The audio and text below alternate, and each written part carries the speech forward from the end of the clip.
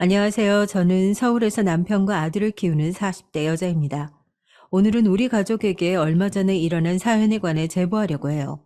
개인적으로 살면서 가장 통쾌했던 사건이라 많은 사람에게 알리고 싶었습니다. 이미 주변에 얘기했더니 너무 시원하다고 하더라고요. 여러분도 제 사연 듣고 부디 재미있는 시간 보내셨으면 좋겠습니다. 저는 충청도에 있는 한적한 시골에서 자랐어요. 원래 제가 태어난 지역은 충청도가 아니라고 하더라고요.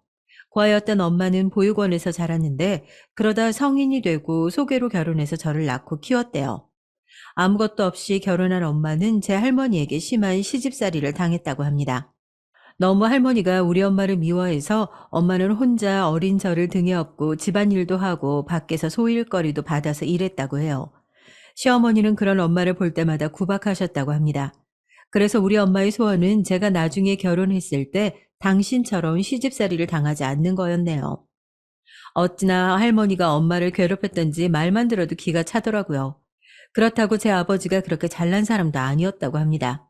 엄마는 당시에 그냥 사진만 보고 결혼한 거라 누군지도 모르고 결혼했는데 아버지는 남편으로서도 아빠로서도 엉망이었어요. 사실 기억도 잘 나지 않는 아버지는 제가 7살 때 이후로 본 적이 없습니다.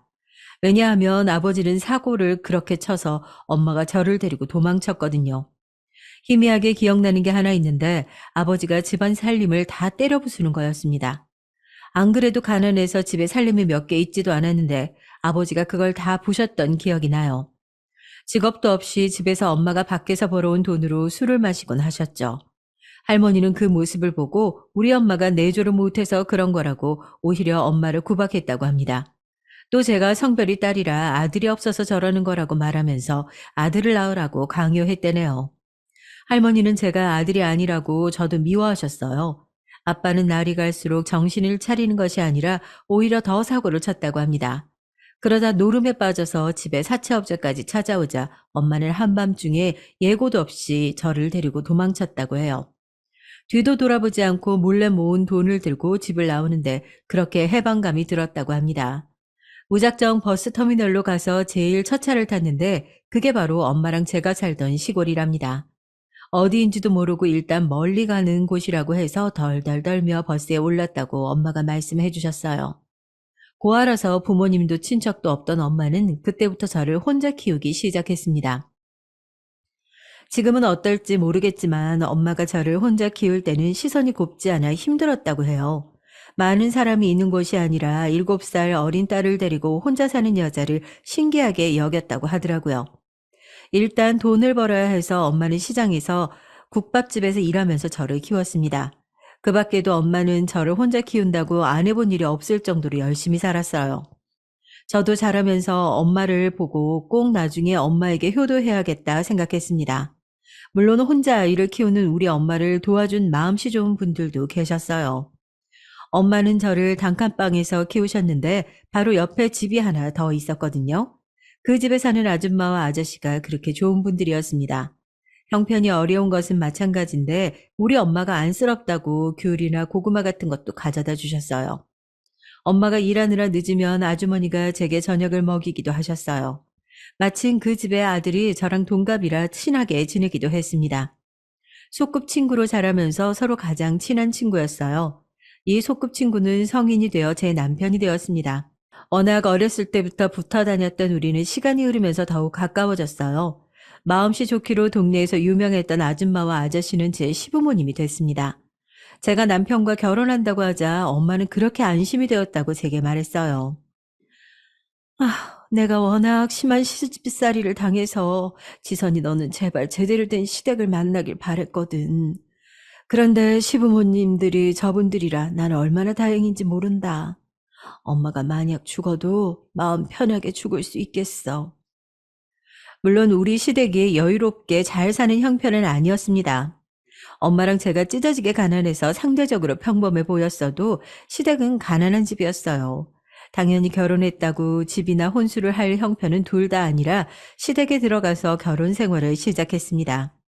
어차피 저는 시댁에서 사는 것이 엄마가 사는 단칸방과 바로 옆이라 좋았어요. 우리가 결혼하자 엄마와 시어머니는 두 분이 더욱 가까운 사이가 됐습니다. 원래도 사이가 좋았는데 자매처럼 가까워지셨어요. 그리고 시댁에는 늦둥이 아가씨가 있었습니다. 저랑 남편이 23살에 결혼했는데 아가씨가 그때 겨우 5살이었어요. 너무 어린 아가씨가 귀여워서 제가 엄마처럼 돌보았습니다. 시아버지와 남편은 둘이 같이 작게 과수원을 했어요. 워낙 작아서 딱 하루 벌어 하루 먹고 사는 형편이었습니다. 만약 재배가 제대로 되지 않으면 꼼짝없이 굶어야 했죠. 그래도 우리끼리 서로 의지하고 행복하게 살았습니다. 그러다 결혼하고 약 3달 정도 흘렀을 때 제 인생에서 가장 큰 불행이 오게 됐어요. 바로 친정엄마가 교통사고를 당했습니다. 엄마는 어린 저를 데리고 이 지역으로 와서 안 해본 일이 없을 정도로 일하셨어요. 어린 제가 봐도 엄마는 늘 힘들어했던 것이 기억 속에 생생할 정도였습니다. 주로 청소와 식당에서 일하는데 그게 얼마나 몸이 힘든지 해본 분들은 아실 거예요. 엄마는 그래서 안 아픈 곳이 없을 지경이었습니다. 어깨, 허리, 무릎, 손목 등 온몸이 아프셨어요. 그런데 그런 상태에서 교통사고를 당하니 너무 큰 파장이 오더라고요. 다행히 목숨은 건졌지만 수술 후에 재활하는 것이 너무 힘들었습니다. 원래 멀쩡하던 몸도 아니었고 사고가 꽤 커서 엄마는 병원에 몇 달을 입원하셨어요.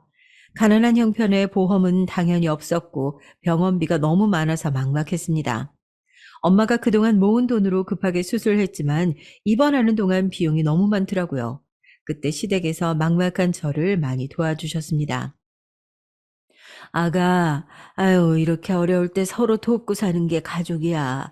이거 우리가 이번에 돈 받은 건데 병원비에 보태라.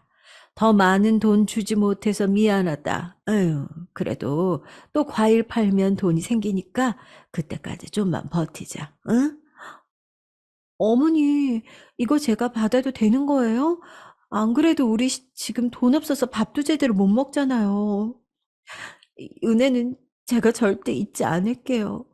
우리 엄마 도와주셔서 너무 감사해요. 아이고, 아가, 울지 말고 정신 똑바로 차려야 사돈도 금방 회복하지. 그리고 우린 가족이잖니. 우리가 조금 굶어도 일단 아픈 사람이 회복하는 게 우선이야. 거절해도 우리 마음이 편치 않다. 시어머니는 힘들게 번 돈을 다 저 주셨습니다. 시댁이 그렇다고 평범한 형편도 아니었거든요. 이때 우리 엄마 때문에 시부모님은 과수원을 담보로 대출까지 받으셨죠. 너무 감사한 마음으로 이 돈을 다 병원비에 보탰습니다. 하지만 안타깝게도 엄마는 그만 태어나지 못하고 그대로 병원에서 돌아가셨어요. 돌아가시기 직전까지 제게 시댁을 잘 만나서 다행이라고 말씀하셨습니다. 엄마와 둘이 살면서 유독 유대감이 깊었던 저는 엄마가 죽고 심적으로 정말 많이 힘들었습니다. 아버지랑은 이미 연락하지 않아서 고안할 다름없었죠. 이렇게 힘들어하던 저를 시부모님과 남편이 옆에서 많이 위로해 줬어요. 만약 시댁 식구들이 없었다면 저는 엄마가 없는 현실을 버티지 못했을 거예요. 남편과 시아버지가 우리 엄마의 장례도 도와주셔서 엄마를 편하게 보내드릴 수 있었습니다. 원래도 시댁을 좋아했지만 결혼하고 바로 엄마를 보내면서 시부모님을 더욱 좋아하게 됐죠. 엄마가 살던 단칸방을 팔고 조금이라도 시부모님께 드리자고 오히려 그 돈을 제 비상 용돈으로 쓰라고 하셨습니다. 우리 엄마의 병원비로 대출이 많이 생겼던 것을 알던 저는 가만히 있을 수가 없었어요. 그래서 과수원 일도 돕고 따로 시간을 내서 시장에 가서 일해서 돈을 벌었습니다. 시부모님은 무리하지 말라고 하셨지만 조금이라도 돈을 벌어야 했어요. 그러면서 어린 아가씨의 육아도 제가 도맡아서 했습니다. 아가씨도 새언니는 저를 무척 따르는 편이라 제가 거의 전담해서 키웠거든요. 유치원 학부모 상담도 제가 갈 정도였어요. 거의 저는 그냥 아가씨를 제 딸이라고 생각했습니다. 남편하고 저는 바로 아이를 가질 생각이었는데 생각보다 임신이 쉽지 않더라고요. 안 생기는 아이 때문에 산부인과에 가서 검사도 여러 번 받았죠. 그런데 남편과 저 둘 다 문제가 딱히 없다고 하더라고요. 아직 나이도 젊고 그냥 기다리라는 말이 전부였습니다. 그래서 아이도 없어서 더욱 아가씨를 챙길 수 있었어요. 그렇게 5년의 시간이 흘렀습니다. 아가씨는 어느새 학교에 입학했고 시부모님과 우리 부부는 빚을 갚느라 힘들었어요. 과수원이 잘 되는 편도 아니라 막막했습니다. 이런 도중 우리에게 큰일이 생기게 됐어요. 그건 바로 누군가 버린 담뱃불로 인해 과수원과 우리 집이 홀라당 불에 타버리게 됐습니다. 너무 다행히 그때 아가씨도 학교에 있었고 우리 부부와 시부모님이 시장에 있던 시간이라 인명피해는 없었어요. 다친 사람은 없었지만 그 불을 초기에 잡을 수도 없었습니다. 결국 나무가 다 불에 타고 집도 불에 타서 도저히 복구할 수가 없었어요. 불이 꽤 큰 편이라 가구도 다 타고 말 그대로 망연자실이었습니다. 제 눈으로 보고도 믿을 수가 없었어요. 허망하고 황당해서 다 타버린 집을 보며 눈물만 흘렸습니다. 아휴, 이걸 어쩌니. 아이고, 그 남아있는 재산이라고는 집과 나무들이 전부였는데, 이걸 어째. 이게 우리는 이제 어떻게 사니. 아휴, 지금 빚도 많은데, 어떡하냐, 어떡해. 시어머니는 그 모습을 보고 땅을 치며 울다 실신까지 하셨어요. 현실적으로 우리는 도와줄 친척이 있지도 않았습니다. 급하게 기부를 받고 그나마 있는 돈을 다 모아서 단칸방 하나를 구해서 들어갔어요. 담배꽁초를 버린 범인을 찾았는데 노숙자라 보상받을 수도 없었습니다. 한순간에 재산이 없어진 우리는 너무 힘들었어요. 5명이 단칸방에 다 누우면 자리도 제대로 있지 않았습니다. 그래도 이런 현실이 힘들었지만 시댁 식구들과 저는 최대한 긍정적으로 생각하려고 노력했습니다. 당장 과수원을 계속할 수는 없으니 시아버지와 남편은 공장 가서 일을 하기 시작했어요. 시어머니와 저는 시장에 가서 할 수 있는 일을 알아봤습니다. 일단 빨리 일해서 돈을 버는 것이 목적이었어요. 일단 급하니까 일은 시작했는데 너무 힘들고 막막했습니다. 단칸방은 여름에는 밖보다 덥고 겨울에는 밖보다 추웠습니다. 당장 먹을 것이 없어서 빵 하나로 5명이 나눠 먹기도 했죠.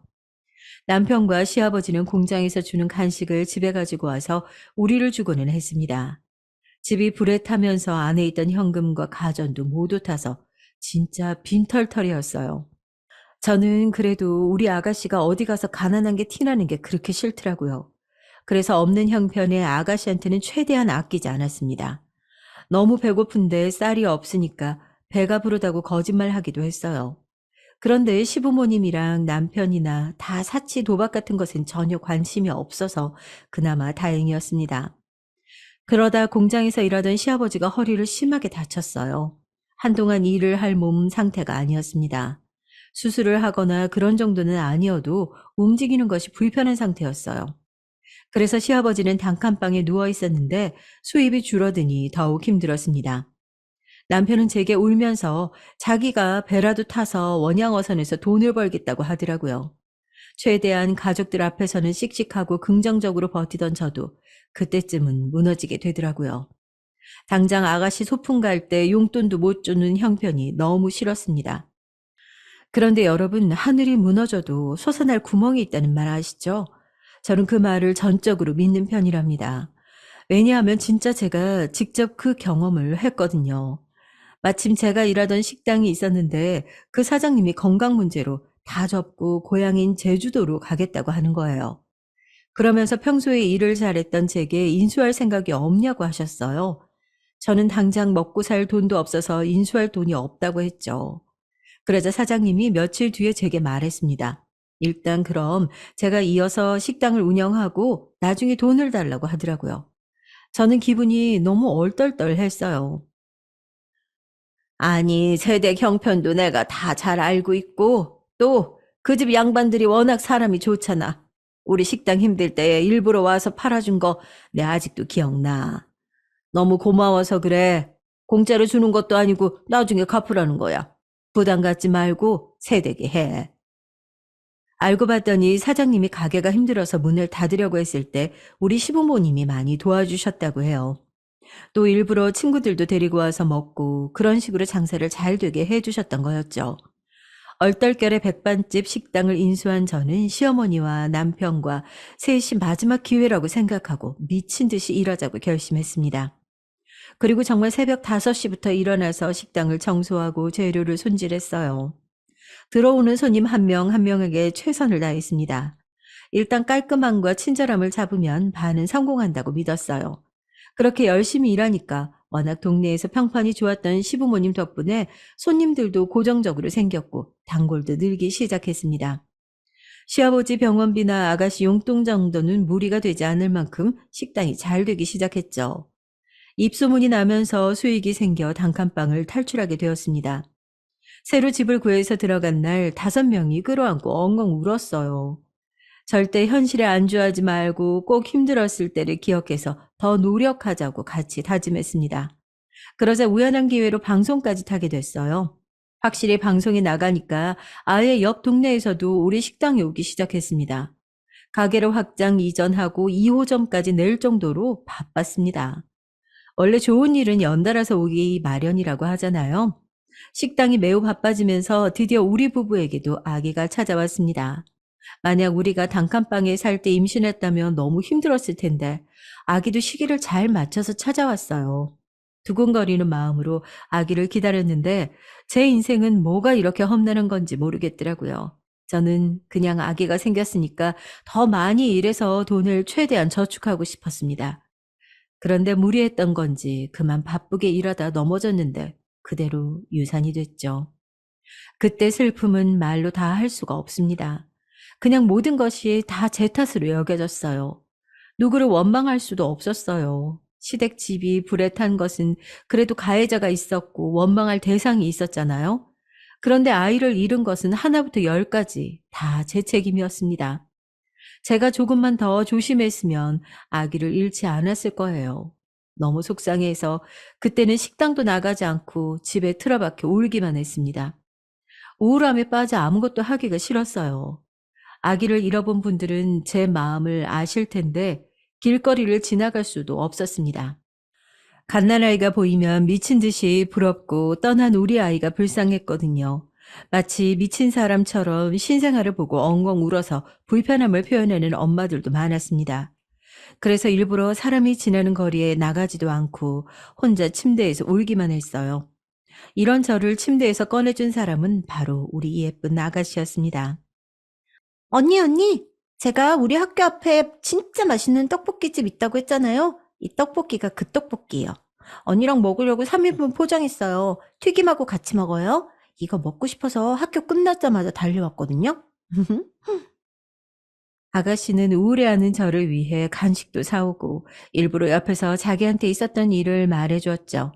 친구랑 싸운 얘기, 시험이 어렵다는 얘기, 학교 선생님들 얘기 등 미주알 고주알 떠드는 것을 보니까 참 복잡한 마음이 들었습니다. 제가 처음 시집 왔을 때 우리 아가씨가 겨우 5살이었거든요.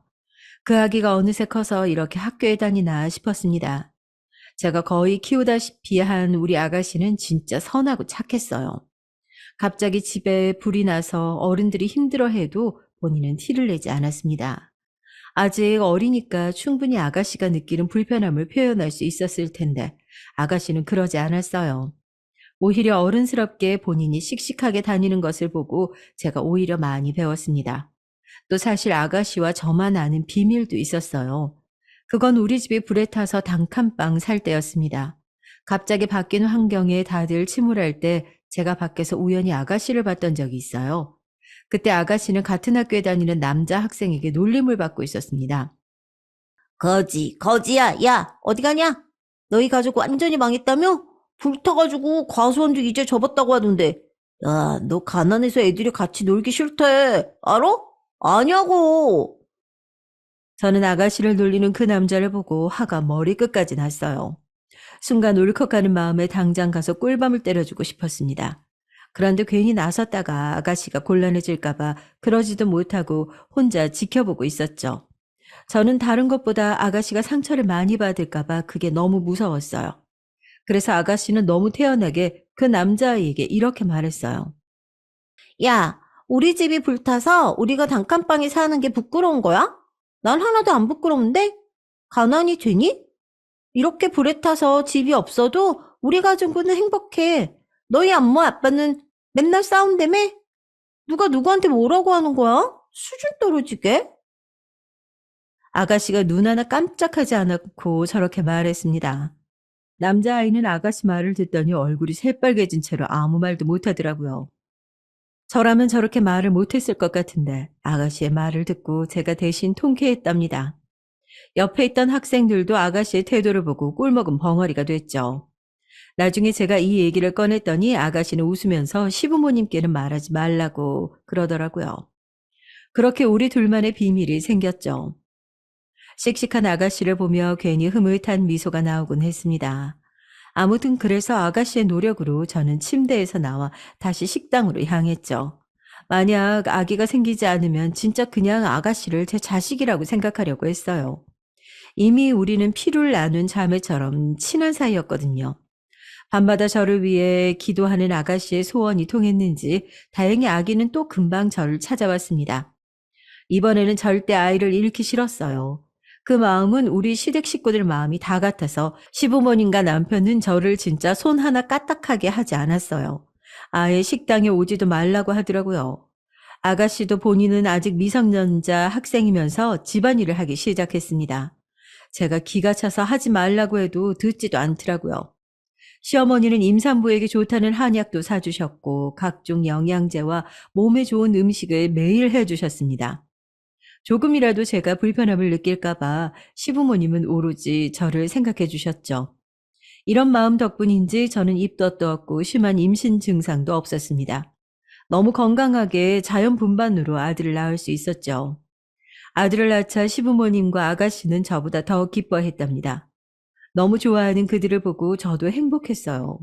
그러면서 한편으로는 우리 친정 엄마가 만약 살아계셨다면 얼마나 좋아했을까 상상했습니다. 하늘에서 만족스럽게 보고 있다고 생각했어요. 아기를 낳고 저는 엄마가 되니 책임감이 더 늘기 시작했죠. 그래서 식당 운영에도 박차를 가하기 시작했습니다. 우리 가게에 오는 아기 손님들에게도 더 친절하게 하고 모든 손님이 좋았습니다. 단골 손님들은 제게 퍼주려고 가게를 하는 거냐고 물을 정도였어요. 다행히 시어머니와 저의 삶의 가치관이 매우 잘 통했습니다. 퍼주는 장사가 남는 장사라는 신념에 맞게 그냥 모든 손님에게 잘했죠. 다행히 그랬더니 손님들도 알고 더 찾아주셨습니다. 아기를 키우면서 시부모님의 도움도 많이 받았고 특히 아가씨의 도움을 많이 받았어요. 제가 아가씨를 키웠던 것처럼 아가씨가 우리 아들을 데리고 많이 여기저기 다녀서 너무 고마웠습니다. 그렇게 식당 운영을 하면서 돈을 꽤 벌게 됐죠. 다 같이 단칸방에서 다리도 제대로 못 펴고 자던 것이 어제 같은데 시댁 식구들은 어느덧 200억대 자산가가 됐습니다. 시부모님은 항상 제게 감사하다고 제가 은인이라고 하셨어요. 실질적으로 제가 받은 것이 훨씬 많은데도 시부모님은 늘 제가 없었으면 살기 힘들었을 거라고 말씀하셨습니다. 그러다 시어머니가 몸이 많이 안 좋아지게 됐어요. 원래 식당을 운영하면 몸이 안 아픈 곳이 없다고 하잖아요. 시어머니는 늘 제일 힘든 일은 본인이 직접 하셨습니다. 직원을 뽑았는데도 직원들에게 일 시키지 않고 항상 본인이 나서서 하셨죠. 그러니 당연히 몸이 안 좋았죠. 특히 시어머니는 제게 쟁반도 못 들게 하셨어요. 저를 어찌나 끔찍하게 여기는지 단골이 보고 제게 공주님이라고 할 정도였습니다. 아무튼 건강이 안 좋아진 시어머니는 이제 식당을 접고 싶다고 하더라고요. 그동안 너무 고생하기도 했고 또 충분히 벌었으니 저도 동의했습니다. 권리금을 비싸게 받고 넘긴 후에 시댁 식구들을 거처로 고민하기 시작했어요. 시부모님은 우리 부부에게 아이 교육을 위해서라도 서울로 가라고 하셨습니다. 돈은 이제 많으니까 걱정하지 말라고 하셨죠. 저는 마침 아가씨가 이제 대학생이 되니까 같이 살고 싶더라고요. 그래서 아가씨와 서울에 가서 같이 산다고 했더니 시부모님은 제게 그러지 않아도 된다고 했습니다. 어머니, 우리 단칸방에서도 같이 잤는데 아파트에서 못 잘까요? 그러니까 제가 더 불안해서 그래요. 우리 아가씨 이렇게 예쁜데 혼자 살면 불안해서 밤이 잠이 안 올 것 같아요. 아유, 나야 그러면 너무 고맙지. 아이, 그런데 미안해서 그래. 매번 아가 너한테 받기만 하잖니. 그래도 우리 딸이 엄마인 나보다 새언니인 아가를 더 좋아해서 다행이다. 아유, 워낙 어렸을 때부터 엄마처럼 챙겨줘서 그런가 봐. 저한테 아가씨는 그냥 시누이가 아니라 친자매 이상의 존재였어요. 그래서 우리는 그때부터 서울에 와서 같이 살게 됐습니다. 처음에는 시부모님도 같이 올라오라고 했는데 아무래도 고향이 좋다고 거절하셨어요. 그리고 서울은 복잡하니까 한적한 시골이 좋다고 하셨습니다. 다만 심심해서 고물상을 운영하기로 했어요. 워낙 두 분이 평생 일해서 가만히 못 있는 분들이려거든요. 저랑 남편은 서울에 와서 카페 하나를 작게 차렸습니다. 돈을 벌 목적보다는 취미에 가까운 생활이었죠. 힘들게 식당을 운영하며 돈을 모았던 것이 자랑스러웠습니다. 확실히 서울에 오니 시골과는 환경이 많이 다르더라고요. 평생 시골에 살았던 우리는 한동안 복잡한 서울에 빠져 정신을 차릴 수가 없었어요. 완전하게 다른 나라에 온 기분이 들었거든요. 아가씨는 예쁜 얼굴 덕분에 항공과에 입학했습니다. 승무원이 꿈이라 꼭 입학하고 싶었는데 아주 다행히 합격했어요. 키도 크고 외모가 뛰어나서 승무원에 딱 맞는 사람이었습니다. 아가씨는 학교 생활도 열심히 하더니 다행히 졸업하고 바로 승무원이 됐죠. 그때까지 다행히 시댁에서 별일이 없었고 오히려 하는 일마다 잘 돼서 우리끼리 그동안 고생했던 것을 보상받는 기분이라 좋았다고 했죠. 제가 살던 아파트가 마침 공항과 가까워서 아가씨는 계속 우리 집에 살았습니다.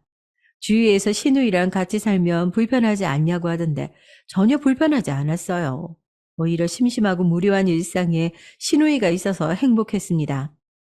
시누이를 따라 해외도 다니고 우리는 친자매보다 가까운 사이였어요. 그런데 시누이가 일을 시작하고 사건이 하나 터지게 됐습니다. 시누이는 예쁜 얼굴 때문에 항상 인기가 많았어요. 특히 대학생 때 대놓고 뒤를 따라다니는 남자가 한둘이 아니었습니다. 승무원이 된 이후에도 옆에 남자가 항상 많았어요. 그러다 새로 사귄 남자친구가 있었는데 그 친구랑 2년을 넘게 사귀었습니다. 워낙 저랑 시누이는 둘이 대화를 많이 해서 그 남자친구에 관해 어느 정도 알고 있었어요. 의대를 나와서 병원에서 인턴 생활을 하고 있다고 하던 그 남자친구는 사람이 참 다정하고 괜찮다고 하더라고요. 저도 우연히 마주쳐서 몇 번 봤는데 사람이 순박하고 착해 보였습니다. 시누이에게 결혼할 거냐고 물었더니 시누이는 제 말을 듣자 진지하게 말했어요. 언니, 사실 고민이 있어요. 지금 남자친구가 사람만 보면 참 좋거든요. 직업도 의사고 다정하고 착하잖아요. 그런데 남자친구가 개천에서 난 용이라 시어머니 될 사람이 너무 유난이에요. 그것 때문에 조금 고민이에요. 아가씨는 시어머니가 될 사람이 너무 아들을 끼고 사는 사람이라 걱정이라고 하더라고요. 사실 저는 시부모님이 워낙 좋은 분들이라 시집살이가 전혀 없었잖아요. 그래서 시누이의 현실적인 고민이 와닿지는 않았습니다. 다만 우리 친정엄마가 할머니에게 심한 시집살이를 당했고 주위에서도 이상한 시모를 많이 봐서 시누이의 걱정 자체는 이해를 했어요. 일단 제가 그 얘기를 듣고 천천히 지켜보자고 했습니다. 그런데 본격적으로 결혼 얘기가 나오니 아가씨는 더욱 곤란함을 비추기 시작했습니다. 승무원이라 일하는 시간이 불규칙적이고 해외에 있는 시간도 많은데 시어머니 될 사람이 시누이를 자꾸 부른다고 하더라고요. 그러다 김장 사건이 일어나게 됐습니다. 시누이가 아침부터 제게 오더니 곤란한 상황이 생겼다고 하는 거예요. 저는 평소에 우리 아들보다 아가씨 일에 예민하게 반응하는 사람이라 말해보자고 했더니 기가 막혔습니다. 아직 결혼 날짜도 제대로 잡지 않은 사이고 그냥 결혼하자는 말만 나왔는데 시누이 보고 김장하러 오라고 했다니. 그런데 하필 날짜가 아가씨가 유럽으로 비행을 가는 날짜라 곤란하다고 했더니 예비시댁을 우습게 한다고 난리가 났다고 해요. 비행을 취소하고 오라고 했다고 시누이는 상황이 이해가 가지 않는다고 했어요. 저도 옆에서 보는데 이건 아닌 것 같더라고요. 심지어 의사인 아가씨 남자친구는 부르지도 않고 딱 시누이만 오라고 했답니다. 남의 집 귀한 딸을 결혼도 전에 오라고 난리야? 아, 참, 나는 이 결혼 절대 반대야. 나는 아가씨를 유치원 들어가기 전부터 어버 키웠으니까 그 정도 말할 권리는 있죠? 내가 우리 아가씨 어떻게 키웠는데? 절대 반대니까 결혼 엎어요. 언니, 저 너무 곤란해요. 그런데 진짜 딱 이 시어머니만 아니면 남자친구는 괜찮아서 더 고민이에요. 일단 저 비행 가야 되니까 준비해서 다녀올게요. 나중에 결혼해서도 비행 취소하고 김장하러 오라고 하진 않겠죠. 저는 아가씨가 이런 취급을 당하는 게 너무 화가 나서 참을 수가 없었습니다. 제가 그렇게 힘들게 단칸방에 살았을 때도 우리 아가씨는 첫 번째로 챙길 정도로 아꼈거든요. 김장 사건이 지나고 결혼 전부터 조금씩 틀어지기 시작했어요. 사정상 상견례는 조금 뒤에 하기로 하고 일단 급한 아파트를 알아보기로 했습니다. 시부모님은 연세도 있고 무엇보다 지방에 있어서 제가 아가씨의 엄마처럼 챙기기 시작했어요. 그런데 아파트 문제로 사돈을 미리 봤던 적이 있어요. 저는 이날의 기억이 아직도 생생하답니다. 그날은 예식장을 고르는 문제로 저랑 시어머니 그리고 시누이 셋이 보기로 한 날이었어요. 원래 신랑과 신부가 고른다고 하던데 의사라서 바쁘니까 어쩌다 보니 셋이 보게 됐습니다. 저는 마침 긴장 사건 이후로 시누이의 시어머니 얼굴이 너무 궁금해서 자진해서 가겠다고 했죠. 그리고 사돈 얼굴을 딱 봤는데 정말 저는 누가 보면 대통령 낳은 사람인 줄 알았습니다. 어찌나 자만심이 얼굴에 가득한지 누가 봐도 욕망이 많았어요. 인상 자체가 너무 하나도 손해보기 싫다는 얼굴이었습니다. 일단 예식장을 고르는 것이 목적이라 같이 다니는데 저는 나중에는 너무 창피했어요. 왜냐하면 식장에 가는 곳마다 본인이 아들 의사라고 자랑을 하더라고요. 예식장 직원들은 예의상 맞장구 해주며 본인 아들이 초등학교 때부터 전교 1등이었다고 어찌나 자랑하던지 입이 안 아픈가 신기할 정도였습니다. 숨도 안 쉬고 아들 자랑을 하길래 저는 나중에는 제 얼굴이 화끈거릴 지경이었어요. 우리 아가씨와 시댁의 의견을 종합해서 드디어 식장을 결정하고 예약금도 입금하고 같이 밥을 먹기로 했습니다. 그런데 밥을 먹으러 간 식당에서도 본인 아들이 의사라고 자랑하는 거예요. 여러분은 혹시 주변에 의사 둔 부모가 있으세요? 혹시 그분들도 저러시나요? 아예 의사랑 상관이 없는 감자탕집에서 왜 그걸 자랑하는 건지 이해할 수가 없었어요. 밥을 먹는 내내 저한테도 어찌나 당신 아들 자랑을 하던지 귀에서 피가 나올 지경이었습니다. 저는 일단 귀로 듣고 한 귀로 흘리고 있었는데 순간 거슬리는 말이 점점 들리기 시작했습니다. 본인 아들은 귀하게 자랐다. 공부만 해서 여자를 하나도 모르는데 억울하다. 우리 아가씨는 얼굴 예뻐서 많이 만나봤을 것 같다는 둥 자꾸 계속해서 제 신경을 거슬리게 했습니다. 그러다 제 앞에서 무슨 말까지 했는지 아세요? 저는 이 말을 듣는 순간 욱해서 대답하려고 겨우 정신을 차렸습니다. 승무원이면 해외도 여기저기 다니고 그럴 거 아니에요. 아니, 혹시 우리 의사들은 한국에 두고 다른 나라마다 단편 있는 거 아니지? 사기 결혼하고 그러면 안 돼. 우리 아들이 의사라서 돈 많이 버니까 그 돈으로 딴짓하면 안 된다. 아, 아니 저기 말씀이 좀 지나치시네요. 우리 아가씨 그런 사람 아닙니다. 학생 때도 공부 얼마나 잘했는데요. 직장인이 돼서도 돈 벌어서 새언니 저까지 챙길 정도로 착한 사람이에요. 제가 꾹 참고 말 안 한다고 말 안 하는데 순간 목소리가 떨리더라고요. 겨우 이성을 붙잡고 말했는데 신울과 옆에서 제 손을 꼭 잡았습니다. 이날 무슨 정신으로 밥을 먹었는지 모르겠어요. 밥을 다 먹고 택시를 타고 급하게 집에 오는데 아가씨 얼굴을 보자 눈물이 자꾸 나왔습니다. 택시 안에서 엉엉 울고 집에 와서도 아가씨에게 이 결혼은 내가 반대한다고 말했어요. 우리 소중한 아가씨를 저런 집안에 시집 보내는 것은 도저히 용납할 수가 없었습니다. 막말로 의사가 대통령도 아니고 잘난 직업은 분명히 맞지만 우리 아가씨가 백수도 아니잖아요. 저는 너무 속상해서 아가씨에게 이 결혼을 하지 말라고 강하게 말했습니다. 그날 식장 계약을 마쳤지만 저는 그냥 다 엎고 싶었어요. 만약 우리 시부모님이 알면 얼마나 속상해할까 생각하니 그냥 애초에 저런 집하고는 1초도 더 엮이고 싶지 않았습니다. 제가 울면서 말하자 아가씨도 결국 눈물을 보였어요. 그러더니 자기도 이런 결혼은 못하겠다고 접겠다고 하더라고요. 전화로 파혼 얘기를 자기 남자친구에게 전하는 것을 보고 저는 겨우 진정할 수가 있었습니다. 그렇게 파혼하고 그냥 새로운 인생을 살 줄 알았는데 원래 인생은 이렇게 예측 불가한 상황들의 연속인가요? 우리 아가씨가 파혼을 선언하고 놀라운 일이 발생했어요. 바로 그 남자친구 아가씨와 못 헤어진다고 우리 집에 찾아오기 시작했죠. 그때가 하필 아가씨가 일하러 비행하고 있을 때라 집에 없어서 남편과 제가 그 남자친구와 대화했습니다. 저는 거기서 당당하게 우리 아가씨도 곱게 자라서 이렇게 무시하는 집에 시집 못 보낸다고 말했어요. 본인이 그 집에서 소중한 만큼 우리 아가씨도 집에서 보석 같은 존재라고 강하게 말했죠.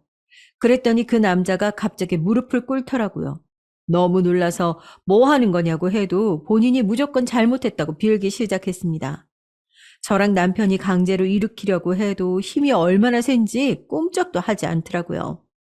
제가 일단 자세 풀고 얘기하자고 해도 듣지도 않더라고요. 알고 봤더니 신우의 남자친구의 집도 예전에 우리처럼 가난했다고 합니다. 찢어지게 가난해서 시어머니 될 사람은 남의 집에서 파출부 생활도 하고 그랬대요. 힘든 상황이라 그 현실을 벗어나려고 이를 악물고 공부했다고 합니다. 그래서 제가 의대에 합격하고 어머니가 3일을 내리우셨어요. 저도 우리 어머니 유난 저를 싸고드는 거 압니다. 그런데 이게 다 사정이 있어요. 다시는 이런 일이 없도록 제가 중간에서 잘할 테니까 한 번만 봐주세요. 네? 저는 그전까진 저런 집에 우리 아가씨를 절대 못 보낸다고 완강했는데 사정을 듣고 나니까 안쓰러운 마음이 생겼습니다.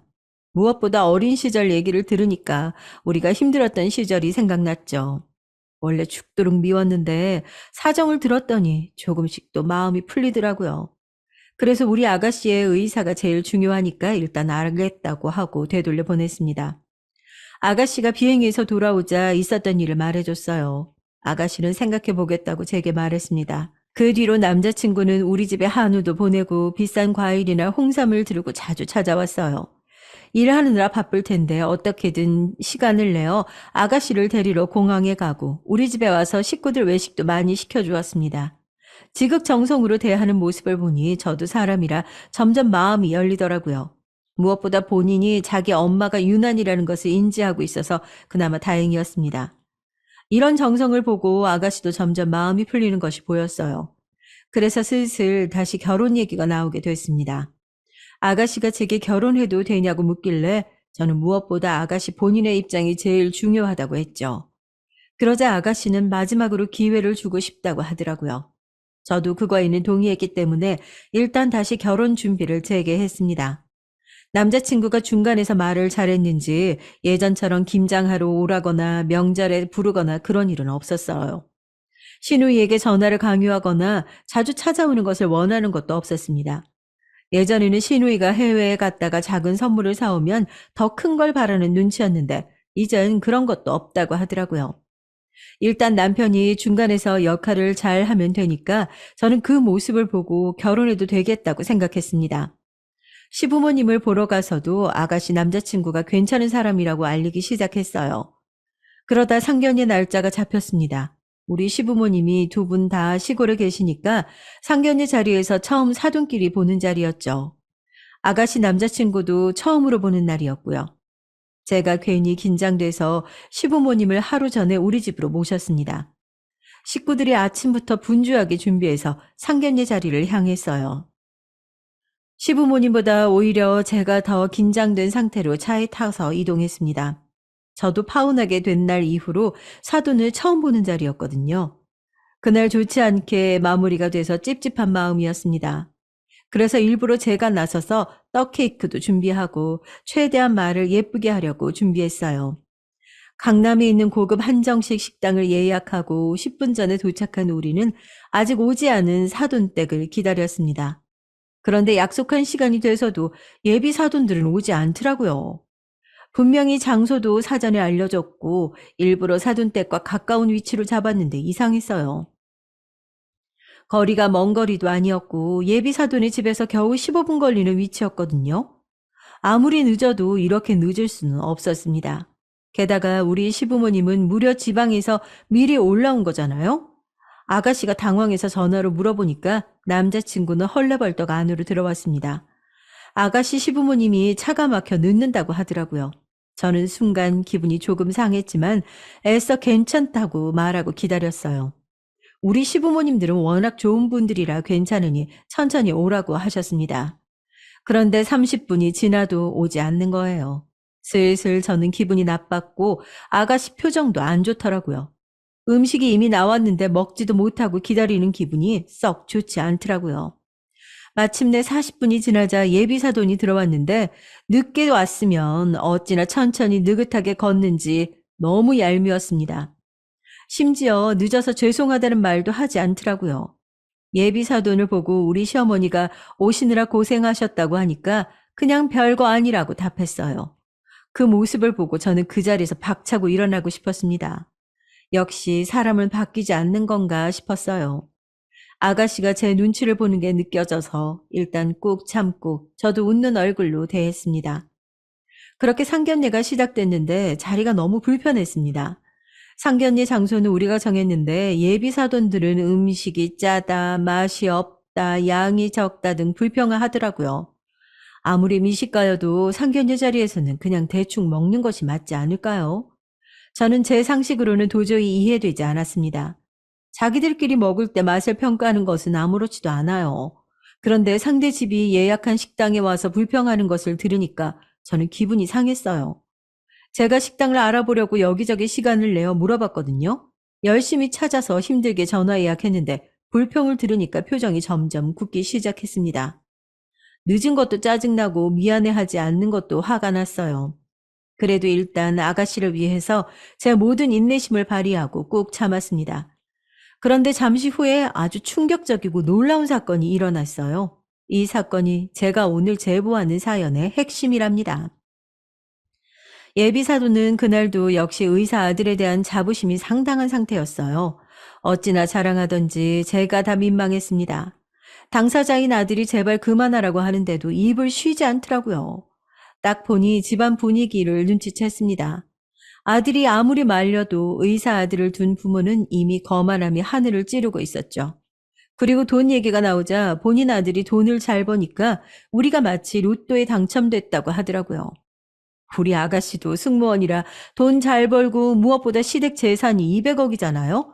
평생 일하지 않고 살아도 될 정도인데 저런 말을 하니 어이가 없었습니다. 그러다 예비사돈이 우리 시부모님께 무슨 일을 하는지 물었어요. 마음씨 좋은 우리 시어머니는 웃으면서 고물상을 하고 있다고 말했죠. 그러자 예비사돈이 어떻게 행동을 했는지 아세요? 저는 진짜 아직도 이날을 생각하면 너무 화가 납니다. 고물상이라는 소리를 듣자 대놓고 인상을 구기더라고요. 저는 참을 만큼 참아서 그 모습을 보고 한마디 하려고 했는데 그런데 그 순간 예비사돈의 입에서 이런 말이 나왔지 뭐예요? 뭐, 뭐, 뭐, 고물을 팔아서 돈을 벌어요? 거지야? 아니, 아니, 그런 집안에 우리 의사들을 보내라고? 어머, 참나, 양심이 있는 거야, 없는 거야? 아니, 어디 거지 집안이 우리 의사들을 넘봐? 아우, 시간 아깝게 이러고 있었네. 여보, 일어나, 가자. 엄마, 아버지 지금 뭐 하는 거예요? 아니, 이렇게 나가면 어떡해요? 잠시만요, 잠시만. 아니, 죄송합니다. 우리 부모님이 제가 외동아들이라 이렇게, 죄송합니다. 죄송합니다, 엄마. 아, 우리 시부모님이 고물상을 한다는 소리를 듣고 예비 사돈들은 그대로 자리를 박차고 일어나서 방을 나갔습니다. 저는 순간 이게 무슨 일인가 싶더라고요. 도저히 이해할 수가 없었습니다. 예의가 없어도 이렇게 없을 수가 있나요? 누가 보면 진짜 미국 대통령이라도 나온 줄 착각하겠어요. 아가씨도 얼굴이 새빨개진 채로 앉아 있었어요. 시부모님은 당황해서 아무 말도 못하더라고요. 그 모습을 보고 저는 인내심의 한계에 도달했습니다. 우리 남편도 화가 나서 저런 집안에 절대 우리 아가씨를 보낼 수 없다고 했어요. 파혼은 당연했고 저는 저런 몰상식한 사람들이 너무 미웠습니다. 우리의 시간도 소중한데 시부모님이 서울까지 올라와서 이런 수모를 당하는 게 참을 수가 없더라고요. 그래서 저는 일어나서 밖으로 향했습니다. 밖으로 나가니 아가씨 남자친구가 열심히 본인 부모를 말리고 있더라고요. 저를 보고 예비사도는 손가락질을 하며 가난한 거지 집안이라고 말했어요. 저는 그 광경이 너무 웃기고 어이가 없었어요. 이제는 하도 어이가 없어서 실수가 나올 지경이었습니다. 제가 다가가자 예비사도는 파혼이라고 소리를 질렀어요. 주제도 모르고 저렇게 나오는 모습을 보니 기가 막혔습니다. 파혼? 당연하지. 이렇게 몰상식한 집안의 귀한 우리 아가씨를 어떻게 보내요? 그리고 아줌마, 우리 시부모님 아줌마가 뭔데 무시해. 우리 시댁 재산만 200억이야. 고물상은 취미로 하는 거고. 우리 아가씨랑 결혼하면 병원 개원은 시군죽 먹겠는데. 아유, 뭐라고? 200억? 아유, 그게 정말이야? 아이, 지금 거짓말하는 거지? 아유, 내가 그걸 믿을 줄 알아. 고물상하는 집 주제에 우리 아들을 어떻게 보내? 양심 있어? 제가 우리 시댁의 비밀을 말하자 예비 사돈들은 얼굴이 하얗게 질렸어요. 그러면서 괜히 제게 거짓말하는 거라고 하더라고요. 그러자 저를 뒤따라온 남편이 예비 사돈들에게 말했습니다. 그렇게 궁금하면 직접 지방에 내려와서 보라고요. 그리고 바로 그 자리에서 핸드폰으로 은행 어플을 접속해서 재산을 보여주었습니다. 우리 남편이 이렇게 화가 난 모습은 저도 처음이었어요. 대놓고 잔액을 보여주니까 예비사도는 그 금액을 보고 순식간에 꿀먹은 벙어리가 됐죠. 아가씨의 남자친구도 이 사실을 몰랐던 건지 우리에게 빌기 시작했습니다. 하지만 이미 우리는 기분이 상할 대로 상한 뒤였어요. 상견례 자리에서 이런 모습을 보면 나중에 우리 아가씨가 어떤 대접을 받을지 눈에 보였거든요. 그래서 예비 사돈들이 아무리 빌어도 되돌릴 수 없었습니다. 안에 있던 아가씨까지 밖에 나와서 그 식구들을 보며 살면서 마주치지 말자고 말하니까 예비 사돈들은 그제야 본인들이 미안하다고 하더라고요. 아까까지 그렇게 우리 집을 무시하던 사람들이 저러니까 너무 웃겼습니다. 상견례는 이렇게 마무리됐고 아가씨는 아예 전 남자친구 전화번호도 삭제했어요. 우리는 또 그 사람이 찾아올까봐 두려워서 아예 이사 가기로 했습니다. 저는 다른 것보다 우리 시부모님이 상처받았을까봐 그게 무서웠어요. 그런데 다행히 시부모님은 제가 생각했던 것보다 강한 분들이었습니다. 제게 그동안 있었던 얘기를 듣더니 오히려 고생했다고 하더라고요.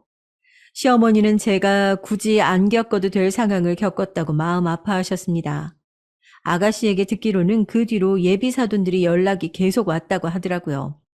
아무리 차단해도 자꾸 다른 번호로 연락해서 결국 아가씨는 번호도 2번이나 바꾸었습니다. 믿을 것은 의사 아들이 전부였던 그 집안과 이제 엮이지 않아도 된다고 너무 좋았어요.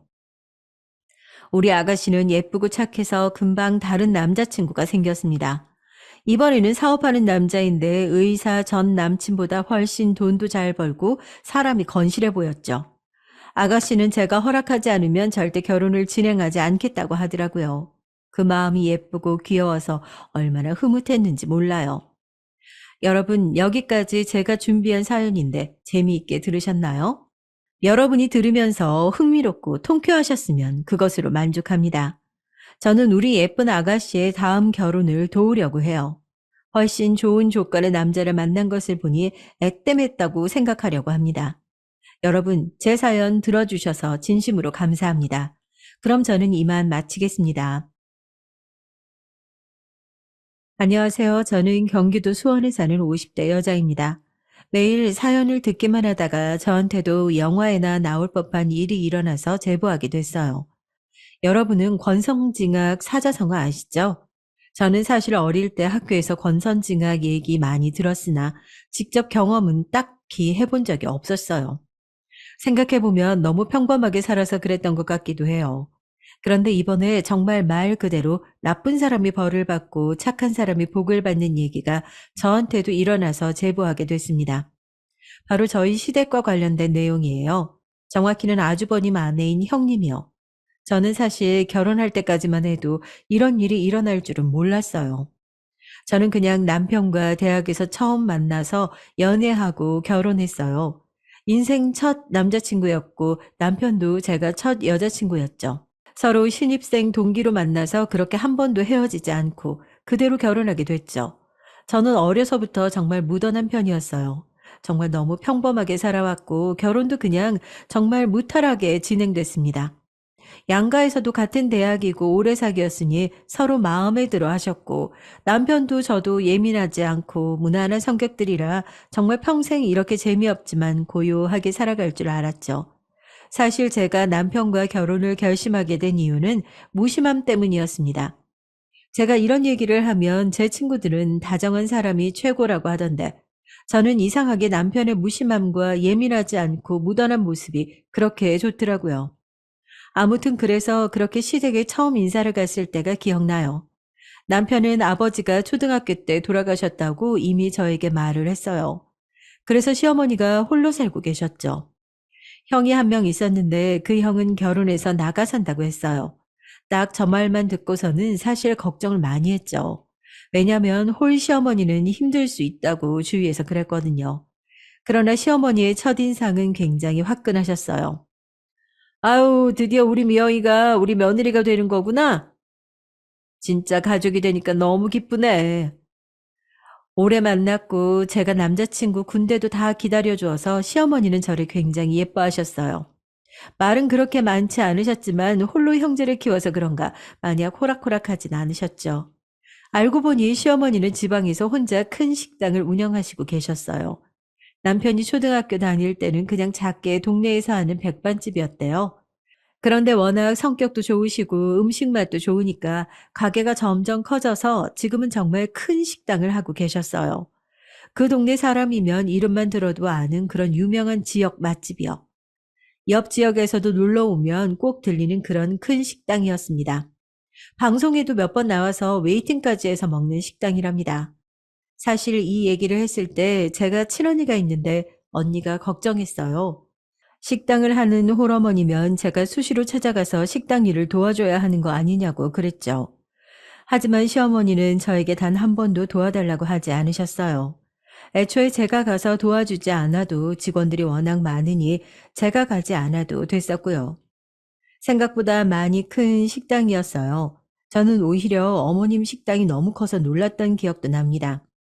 남자친구가 전혀 티를 내지 않아서 몰랐거든요. 남편의 형은 성격이 남편과 비슷했어요. 무난했다는 말이죠.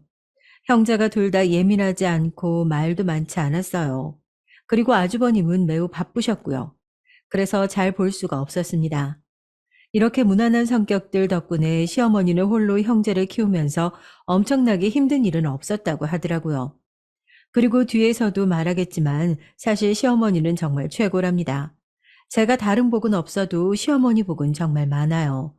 단순히 재력만 좋으셨던 게 아니고 성격도 정말 좋으셨거든요. 이건 뒤에 가서 더 자세히 말씀드릴게요. 그런데 제가 시댁에 가서 제일 놀랐던 게 뭔지 아세요? 시어머니도 형도 남편도 평범했는데 형님, 그러니까 남편 형의 아내가 정말 놀라웠어요. 왜냐하면 정말 제가 이제까지 봤던 사람 중에 제일 밝았거든요. 저를 보자마자 어머 동서될 분이세요. 정말 반가워요. 얼마나 제가 기다렸는지 몰라요. 이러시면서 반겨주셨어요. 사실 이미 결혼한 친구들이 저한테 고부관계보다 스트레스 받는 게 같은 며느리 관계라고 했었거든요. 그리고 언니도 저한테 형님이 이미 있다고 하니까 걱정했고요. 제 성격에 당하고 살 수 있다고 무슨 일이 있으면 자기한테 말해주라고 했었죠. 그런데 저를 처음 보자마자 저렇게 반겨주셔서 저는 너무 행복했습니다. 친언니한테도 자랑도 할 정도로요. 어머, 동서 친언니가 있어요? 그럼 더 잘 됐다. 언니처럼 편하게 대해줘요. 형님은 정말 TV에 나오는 연예인들보다 성격이 밝더라고요. 저는 낯을 굉장히 많이 가리는 편이라 시댁 가족들에게 어떻게 다가가야 하나 정말 걱정이 많았거든요. 하지만 어머니도 저를 따뜻하게 맞이해 주시고 형님도 저를 반겨주시니까 결혼 초반에 굉장히 기분이 좋았습니다. 남편한테 듣기론 형님은 그 지역 토박이래요. 그래서 남편 어머니의 식당이 커지는 것을 다 직접 보고 자랐다고 하더라고요. 아주버님과 아주 어렸을 때부터 알던 사이였고요. 그래서 시댁에 갈 때 형님이 있을 때와 없을 때는 확실히 분위기가 달랐습니다. 시어머니가 혼자 산다고 제가 말했잖아요. 형님은 혼자 사시는 시어머니에게 정말 거짓말 안 하고 이틀에 한 번씩은 찾아갔대요. 찾아갈 때마다 먹을 것도 사가고 가서 어머님 맛있는 것도 많이 사드리고 그랬다고 하더라고요. 시어머니가 혼자 주택에 사셨는데 주택 사시는 분들은 아시겠지만 관리를 엄청나게 해줘야 하잖아요. 손이 너무 많이 가서 힘든데 그런 사소하게 챙겨야 하는 것도 형님이 하셨대요. 심지어 아니 여행도 둘이 다녔대요. 제주도 여행을 시어머니와 며느리 둘이 가는 게 가능한 건가요? 심지어 그런 제안들을 다 형님 입에서 나왔다고 하더라고요. 그렇게 지극정성으로 챙기니 저는 슬슬 눈치가 보이기 시작했어요. 저희 시어머니 성격상 저한테 절대 뭐라 눈치 주시는 분은 아니세요. 그래도 제가 아무리 묻어내도 바보는 아니잖아요. 형님이 매번 저렇게 나서니까 나도 같은 며느리 입장이니까 눈치가 보였어요. 그 누구도 저에게 너도 좀 챙기라고 말하지 않았지만 그냥 저렇게 행동하니까 슬슬 불편해지더라고요. 친구들한테 말하니까 형님이 고단수라던데 그때는 그 말이 뭔지 몰랐습니다. 언젠가 너무 신경 쓰여서 남편에게 말했던 적이 있어요. 여보, 그런데 형님 저러시는 거 아주버님이 시킨 거 아니겠지? 에휴, 형이 누구한테 저런 거 시킬 사람이 아니야. 그냥 형수 혼자 저러는 거야. 당신은 너무 거기 신경 쓰지 않아도 돼. 무시하려고 해도 같은 며느리니까 조금 불편한 건 사실이야. 당신은 여자가 아니라 완전히 내 마음을 모르겠지만 말이야. 당신 나처럼 무던한 줄 알았는데 아니네. 아니, 이 사람이 진짜 왜 이래? 장난이야. 그런데 정말 무시해도 돼. 형수 저러는 거 당신은 딱 보면 모르겠어? 어머니 가게 물려받으려고 저러는 거잖아. 식당이 가면 갈수록 더 유명해지고 있고 그거 노리고 저러는 거야. 이제야 해답이 보이는 기분이었어요. 저는 전혀 눈치를 채지 못하고 있었는데 바로 가게를 노리고 시어머니에게 잘해준 것이라고 하더라고요.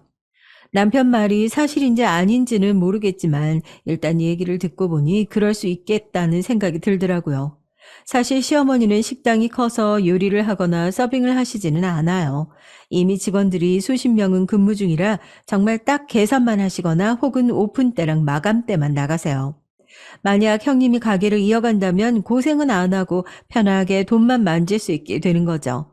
이미 다 키워놓은 가게니까요. 그리고 정말 날이 갈수록 커져서 다른 지역에서도 분점을 내자고 계속 식당에 찾아오곤 했죠. 이렇게 큰 식당을 물려받게 된다면 정말 말 그대로 돈다발 위에 앉게 되는 상황이었어요. 어쨌든 남편 말대로 저와는 상관없으니 나는 나대로 살아야지 생각했는데 이런 비교되는 마음은 제가 아이를 낳고 나서는 더 심해졌죠.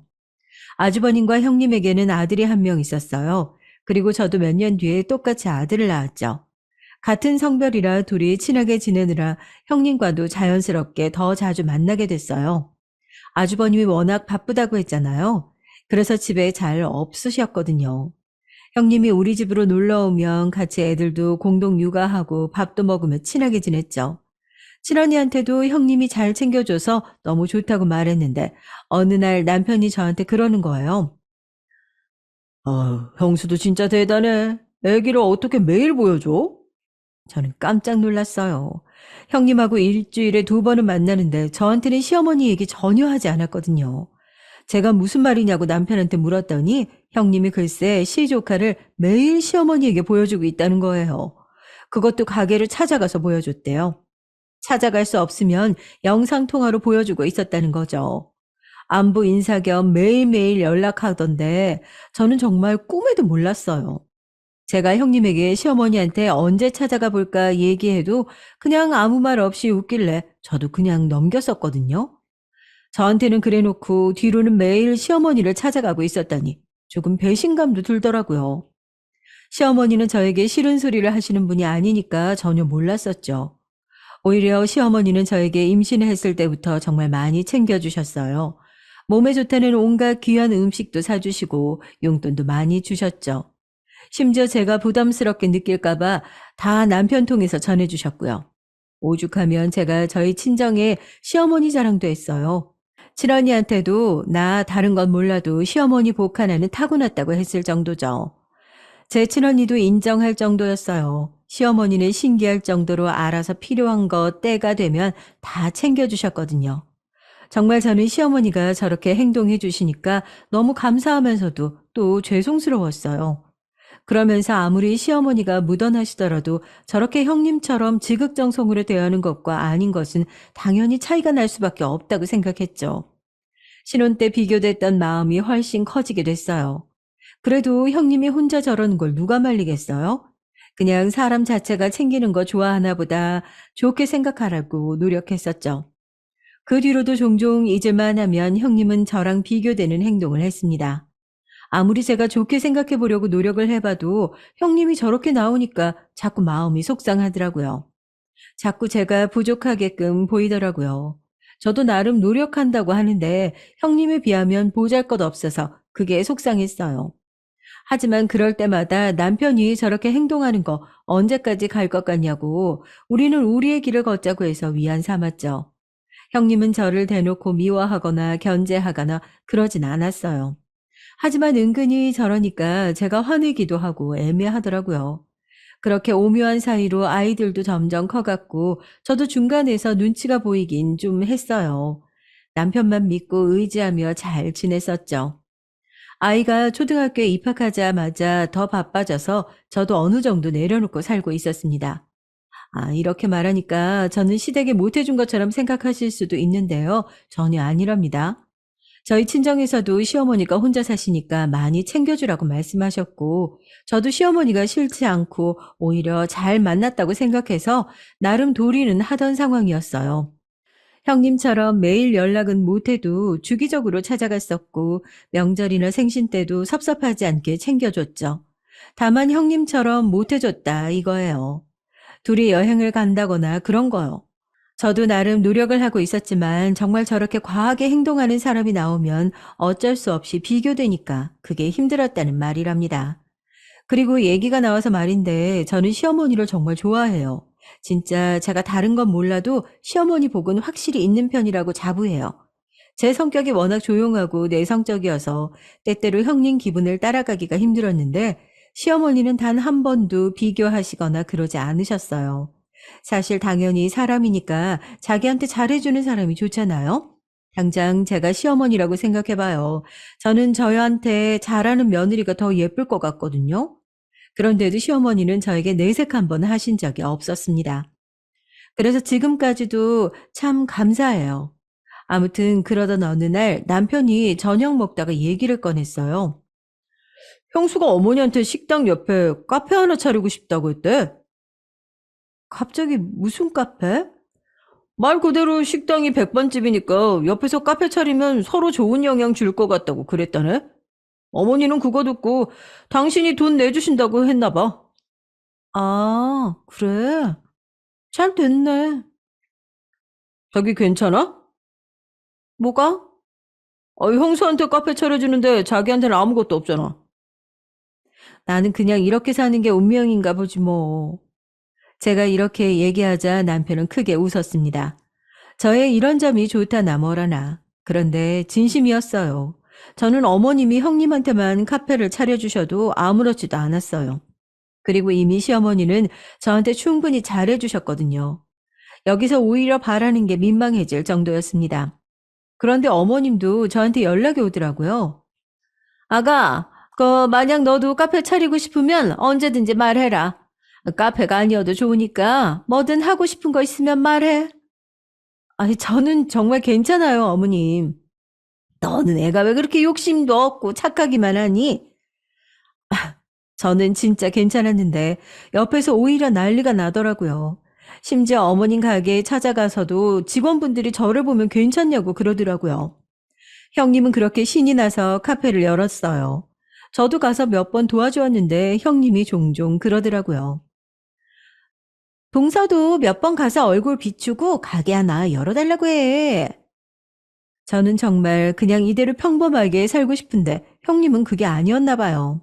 심지어 카페를 열고 나서는 더 심해졌어요. 아예 붙어 있겠다 틈만 나면 식당으로 가서 시어머니한테 갔다고 하더라고요.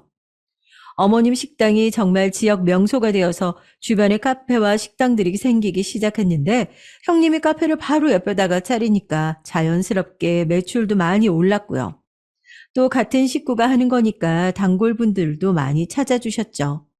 저는 사실 저 정도로 노력하면 식당 그냥 물려받았으면 좋겠더라고요. 형님은 카페를 열고 눈에 띄게 얼굴이 좋아졌어요. 하고 다니는 차림도 많이 달라졌고요. 사람이 여유가 생기니까 하고 다니는 행세가 많이 달라지더라고요. 저한테 형님은 가끔 흘러가는 말로 동서, 돈이 최고야 라고 말했던 게 기억납니다. 아무튼 그렇게 살고 있었는데 남편이 이번엔 시어머니가 형님 어머님한테도 가게 하나를 열어줬다고 하더라고요. 무슨 가게냐고 물어보니까 옷가게래요. 형님 친정이 여유롭지 않다는 것은 알고 있었어요. 저는 형님도 형님이지만 시어머니도 정말 대단하다는 생각이 들었습니다. 며느리는 아들하고 같이 사니까 가게 차려줄 수 있지만 사돈까지 챙기시다니 정말 대단하다는 생각만 들었죠. 형님도 정말 대단했어요. 저는 친정이 아무리 어려워도 대놓고 우리 친정 도와달라는 말 못할 것 같은데 형님은 시어머니한테 부탁도 잘하더라고요. 그뿐만이 아니었습니다. 형님은 아이를 사립학교에 보내고 싶었나 봐요. 시어머니한테 부탁해서 아주 비싼 학교에 보냈습니다. 어머님이 우리 아이도 저 학교 보내라고 하셨지만 저는 그냥 평범하게 키우고 싶어서 거절했어요. 아이가 커가면서 형님의 사치도 점점 심해졌죠. 저는 그냥 아이는 아이답게 키우고 싶었거든요. 그런데 형님은 아니었나 봐요. 어디서 처음 듣는 브랜드의 옷을 입히고 어디 학원을 보내야 하고 그런 게 굉장히 심했어요. 그럴 때마다 시어머니는 또 엄청나게 지원해 주셨죠. 그리고 시어머니의 식당처럼 형님의 카페도 장사를 잘하는지 많이 바빠졌고요. 제가 몇 번 찾아갈 때마다 직원들도 꽤 많아 보였어요. 카페 옆으로는 호프집이 있었거든요. 젊은 남자 사장이 하는 곳이었는데 저와 남편도 종종 갔었던 기억이 납니다. 분위기가 굉장히 좋아서 몇 번 찾아갔었죠. 형님도 카페 바로 옆에 있는 가게니까 자주 가더라고요. 그래서 다 함께 일 끝나고 맥주도 마시고 그랬죠. 그렇게 카페 장사가 잘 되면 좋은 일이니까 저는 잘 됐다고 남편에게 말했어요. 그리고 형님은 제 생각보다 돈을 정말 많이 좋아하더라고요. 카페를 열고 장사가 조금 되니까 대놓고 사치를 부리기 시작했어요. 차도 좋은 걸로 새로 바꾸고 집도 이사 가고 입고 다니는 옷도 바뀌었죠. 남편이 어느 날 저녁 먹다가 저에게 말했어요. 형수 돈 좋아하는 건 알겠는데 너무 노골적이라 보기 좀 그래. 그 말을 듣고 생각을 해봤죠. 형님이 아무리 카페가 잘 된다고 하더라도 하고 다니는 것은 그 이상이었어요. 남편이 살짝 말해주기론 아주버님도 알고 계신다고 하더라고요. 물론 버는 만큼 쓰는 것도 중요하다고 생각해요. 하지만 그 정도가 심하게 지나치다 보니까 보기 좀 안 좋았어요. 심지어 어머님 식당에 가서도 주인 행세를 하기 시작했다고 해요. 그래도 어머님이 그 지역에서 몇십 년 동안 키워온 식당인데 좀 너무하다고 생각했죠. 어머님이 자기한테 카페도 차려주고 친정에도 옷가게를 차려주니까 완전 자기 세상이 된 거죠. 형님은 그것을 숨길 생각을 하지 않았어요. 오히려 자기가 돈이 많으니까 여기저기 자랑도 많이 했어요. 여행도 정말 많이 다니더라고요. 이상했던 건 그렇게 놀러 다니는데 아주버님하고 시조카는 같이 데리고 다니지 않더라고요. 혼자 뭐가 그리 좋은지 잘 놀러 다니더라고요. 카페가 잘 되면서 시어머니를 찾아가는 것도 빈도가 많이 줄더라고요. 남편은 그걸 보고 저럴 줄 알았다고 얘기했죠. 시어머니는 내색조차 하지 않으셨고요. 그래서 시조카가 오히려 종종 우리 집으로 와서 같이 밥도 먹곤 했습니다. 제가 엄마는 어디 가셨냐고 물어봐도 시조카는 그때마다 모른다고 하더라고요. 도대체 뭘 하고 돌아다니길래 애도 방치하고 저러는 건지 의아했죠.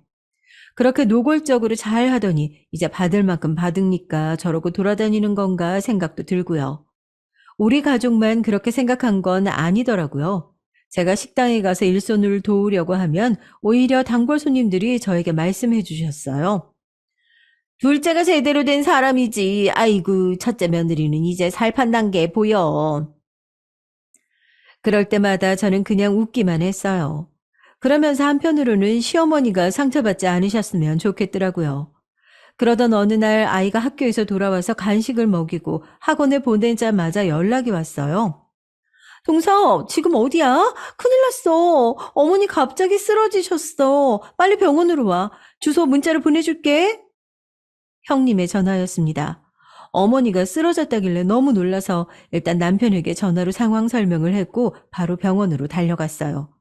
도대체 이게 무슨 일인가 너무 놀랐죠. 정말 손이 덜덜 떨려오더라고요. 설마 돌아가시는 건 아니겠지 생각하며 마음 졸였습니다. 택시를 타고 불이 나게 달려간 병원에는 형님 혼자 있었어요. 그런데 평소와 달리 형님은 침착하더라고요. 오히려 제가 더 당황한 채로 여기저기 이상은 없냐고 간호사들에게 묻고 있었죠. 1인실로 옮기고 겨우 진정하고 있는데 의사 말을 들어보니 원인은 아직 모르겠으나 일단 깨어날 때까지 기다려달라고 하더라고요. 검사 결과를 보니까 막 엄청나게 몸에 이상은 없지만 깨어날 때까지 옆에서 간호는 필수라는 말을 하길래 알겠다고 했습니다. 바로 남편에게 전화를 걸어서 상황 설명을 하고 병실로 들어왔는데 형님이 저한테 말을 하는 거예요. 형님은 확실히 평소와는 달랐어요. 정말 다른 사람인 줄 알았습니다. 동서, 나는 어머님 간호 절대 못해. 정말 죽어도 못해. 동서가 좀 했으면 좋겠어. 내가 500만 원 줄게. 그걸로 간호 부탁해. 내가 그동안 어머니한테 잘했던 거 알지? 이제 동서가 좀 노력 좀 해봐. 저는 저 말을 듣자 너무 당황스러워서 아무 말도 하지 못하고 형님만 바라보고 있었어요.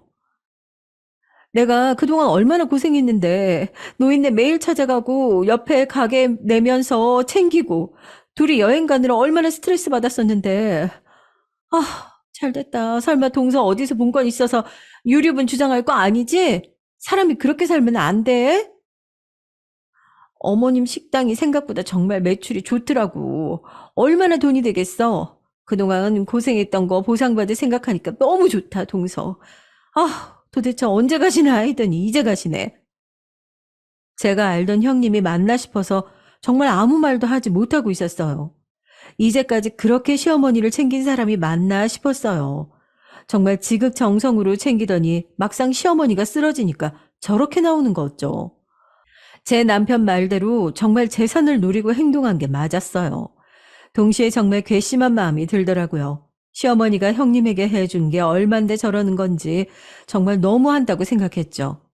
시어머니가 받기만 한 것은 아니잖아요. 형님한테 카페도 차려주고, 아니 심지어 형님 친정도 가게를 차려줬는데 어떻게 저럴 수가 있죠? 그리고 시어머니는 며느리들에게 정말 잘해주셨어요. 제가 생각할 때는 오히려 아들들보다 며느리들에게 더 잘해주셨던 것 같아요. 단순히 물질적으로만 지원해준 것도 아니고, 저는 살면서 제사나 명절 때문에 스트레스 받았던 적이 단 한 번도 없거든요. 항상 시어머니는 귀찮은 거 절대 시키지 않으셨습니다. 오히려 저희에게 힘든 거 있으면 말하라고 하셨죠. 그리고 시어머니는 저희 친정에도 정말 잘해주셨거든요. 형님 친정에 가서 차려주시면서 저에게도 넌지시 물으셨어요. 형님 친정에 가게 차려주시면서도 저에게도 넌지시 물으셨어요. 물론 저는 괜찮다고 거절했지만 시어머니는 한 달에 한 번은 저희 친정에 선물을 보내셨습니다. 이 외에도 제가 현실적인 고민으로 힘들어할 때 정말 많은 도움을 주셨거든요. 저는 물론 남편이 좋아서 결혼한 거지만 시어머니와 가족이 돼서 즐거웠습니다. 정말 저에게 시어머니는 그런 존재였어요. 제 친구들도 저희 시어머니 같은 분 없다고 하셨거든요. 그런데 시어머니한테 그렇게 받을 거 다 받아놓고 저러면 안 되지 않나요? 저는 또 할 말은 제대로 하는 성격이라 바로 형님에게 말했습니다. 형님, 그건 아닌 것 같네요. 어머님 간호야 제가 할 수 있지만 그런 식으로 말씀하시면 안 되죠. 뭐야?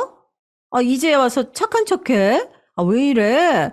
그동안 나만 가게 열어서 배 아팠구나? 그러니까 이번에 잘 하는 거야. 조언해 주는 건데 왜 그래? 진짜 인간이 어떻게 저럴 수 있나요? 아주머님과 남편도 병원에 도착해서 들어왔어요. 무슨 일이냐고 묻길래 의사가 말한 대로 원인은 모르겠으나 눈 뜨실 때까지 일단 기다려야 된다고 말했죠. 다행히 몸에 긴급한 병이 있는 건 아니니까 안심하라고도 말했고요. 저는 형님이 저렇게 말했다는 것을 남편에게 말을 할지 말지 정말 고민이 많았습니다. 하지만 확실했던 건 저런 소리를 들어버린 이상 시어머니 간호는 제가 해야겠다고 생각했어요. 일단 남자들을 돌려보내고 제가 형님에게 말했죠. 형님, 돈 안 주셔도 돼요. 어머님 간호는 제가 할 테니까 가서 일 보세요. 동서, 이래놓고 나중에 딴소리하면 안 돼. 알지? 저는 재산 필요 없어요. 식당도 물려받을 거 아니고요. 정말 궁금하시면 남편한테 가서 물어보세요. 정말 진심이었습니다. 형님도 나가고 시어머니를 보는데 마음이 아팠어요. 혼자 남편이 빨리 죽고 얼마나 힘드셨겠어요. 작은 백반 가게에서 저렇게 지역 맛집이 될 때까지 얼마나 고생하셨을까요? 또 며느리가 저렇게 앞뒤가 다를 줄 누가 알았겠어요. 그것도 모르고 카페까지 차려주고 며느리 친정에까지 가게를 차려주다니 정말 저는 시어머니가 안쓰러웠습니다. 지금의 그런 호탕하신 성격도 어쩌면 혼자 힘들게 사셨으니 만들어진 성격이라고 저는 생각했죠. 자식들에게 절대 짐이 되시는 분도 아니고 오히려 잘해주고 노력하시는 분이거든요. 며느리한테는 더욱 잘해주시죠. 형님이 저렇게 뒤통수를 치다니 제가 더 화가 나서 온몸이 부들거리더라고요. 남편에게 말하지는 않았죠. 왜냐하면 그냥 저 혼자 알고 싶었어요. 형님이 저렇게 앞뒤 다른 사람이라는 걸 남편도 어느 정도는 눈치채고 있었으니 굳이 나서지는 않았습니다. 그러면서 저는 시어머니가 그냥 이 사실을 모르셨으면 좋겠다고 생각했어요. 그리고 시어머니는 무슨 병이 있으셔서 쓰러진 게 아니고 정말 원인 불명으로 의식이 없으신 상태였죠. 그래서 얼핏 보면 주무시는 것 같았어요.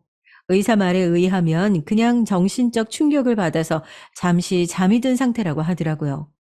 암에 걸렸다든가 뭐 특별히 어디가 안 좋아서 쓰러진 건 아니고 정말 정신적인 문제라고 했습니다. 스스로 일어나실 때까지 기다려달라고 하시더라고요. 그래서 간호는 딱히 힘들지는 않았어요. 오히려 너무 심심해서 아들도 병원으로 종종 불러서 할머니에게 말 걸어보라고 하고 그랬죠. 남편이 저한테 고맙다고 말했지만 제가 하는 건 그냥 정말 옆에서 어머니가 눈을 뜨는지 안 뜨는지 지켜보는 것이어서 힘들지는 않았습니다. 형님은 시어머니가 쓰러져서 병원에 있는 동안 저에게 어떠한 연락도 없었습니다. 가끔 오히려 아주버님이 방문하셨어요. 아주버님은 굉장히 바쁘신 분이셨거든요. 그런데 짬을 내서 시어머니를 보러 오시더라고요. 그런데 저는 형님 얘기를 먼저 꺼내고 싶지 않아서 일부러 말을 안 했는데 아주버님이 오히려 저에게 물어보시더라고요. 저 집사람 혹시 안 들렸나요? 아까 병원 간다고 하던데. 아, 그래요? 제가 못 봤나 봐요. 형님은 그새 거짓말도 하고 돌아다녔나 봐요. 병원은 무슨. 정말 저는 시어머니가 쓰러지고 형님 코빼기도 보지 못했습니다. 형님을 생각할수록 점점 화가 나기 시작하더라고요. 그래도 그냥 참자 생각하면서 넘겼어요. 그러면서 속으로 저렇게는 살지 말아야지 다짐했습니다. 친언니에게도 전화해서 형님 욕을 했죠. 돈의 유무를 떠나서 사람이 저렇게 앞뒤가 다르게 행동하니까 너무 없어 보인다고 욕했던 기억이 납니다. 그렇게 몇 주가 지났을까요? 어머니가 그날따라 조금 이상했어요. 아, 부정적으로 이상하다는 건 아니에요. 뭔가 평소와는 달랐어요. 손가락이 그날따라 움직이는 기분이 들더라고요. 그리고 뭔가 표정이 다른 기분이 들었어요. 마침 형님이 그때 전화가 오길래 얼떨결에 받아서 그대로 말했더니 자기가 오겠다고 하는 거예요. 그래서 알겠다고 말하고 기다렸습니다. 그리고 아주버님과 제 남편에게도 차례로 전화해서 어머님 상태를 설명했어요. 제일 먼저 형님이 병원으로 왔죠. 형님 얼굴도 정말 오랜만에 보는 거였어요. 형님은 도착해서 저를 보고도 그냥 지나치더니 간호사한테 가서 상황 설명을 하더라고요. 사람이 변해도 어떻게 저렇게 변할 수 있을까요? 그리고 정말 기적적으로 시어머니가 눈을 뜨셨습니다. 형님은 거의 오열하기 시작했어요. 어머님, 제가 얼마나 걱정했는지 아세요? 시어머니의 이불을 부여잡고 형님은 그동안 자기가 걱정하느라 너무 속상했다. 가게 일이 손에 잡히지 않더라 등등 말을 하기 시작했죠. 반면 시어머니는 평온하셨어요. 저는 형님 보고 진정하라고 하고 이렇게 세웠어요. 시어머니가 깨어났으니 간호사와 의사들이 들어왔죠. 몇 가지 물어보고 이상이 있는지 건강 체크를 확인하기 시작했습니다. 정말 다행히 시어머니는 건강에 치명적인 이상이 있었던 것은 아니었어요. 의사는 오늘 하루 지켜보고 내일 퇴원해도 좋다고 했습니다. 특별히 나쁜 점은 보이지 않았다고 말했죠. 저는 정말 걱정을 많이 했었는데 다행이라고 생각했습니다. 어머님, 그동안 정말 너무 걱정 많았어요. 제가 진짜 밥도 안 넘어가더라고요. 형님이 옆에서 또 걱정을 많이 했다고 말했죠. 그만해라! 듣기 싫다. 그 순간 시어머니가 소리를 지르셨습니다. 저는 시어머니가 저렇게 소리 지르는 건 처음 봤어요. 그리고 듣기 싫다니 이게 무슨 일인가 싶어서 시어머니를 쳐다봤어요. 사실 너무 놀랐습니다. 눈 뜨시자마자 저러실 줄은 몰랐거든요. 네가 내 걱정을 해? 그런 사람이 둘째한테 돈 줄 테니까 간호를 시켜? 뭐? 그동안 고생? 내가 그때 다 듣고 있었어. 세상에, 알고 보니 시어머니는 쓰러지셔서 병원에 실려 오셨을 때 다 듣고 계셨다는 거예요. 그런데 여러분, 더 충격적인 말은 뒤에 나오는 말이었습니다.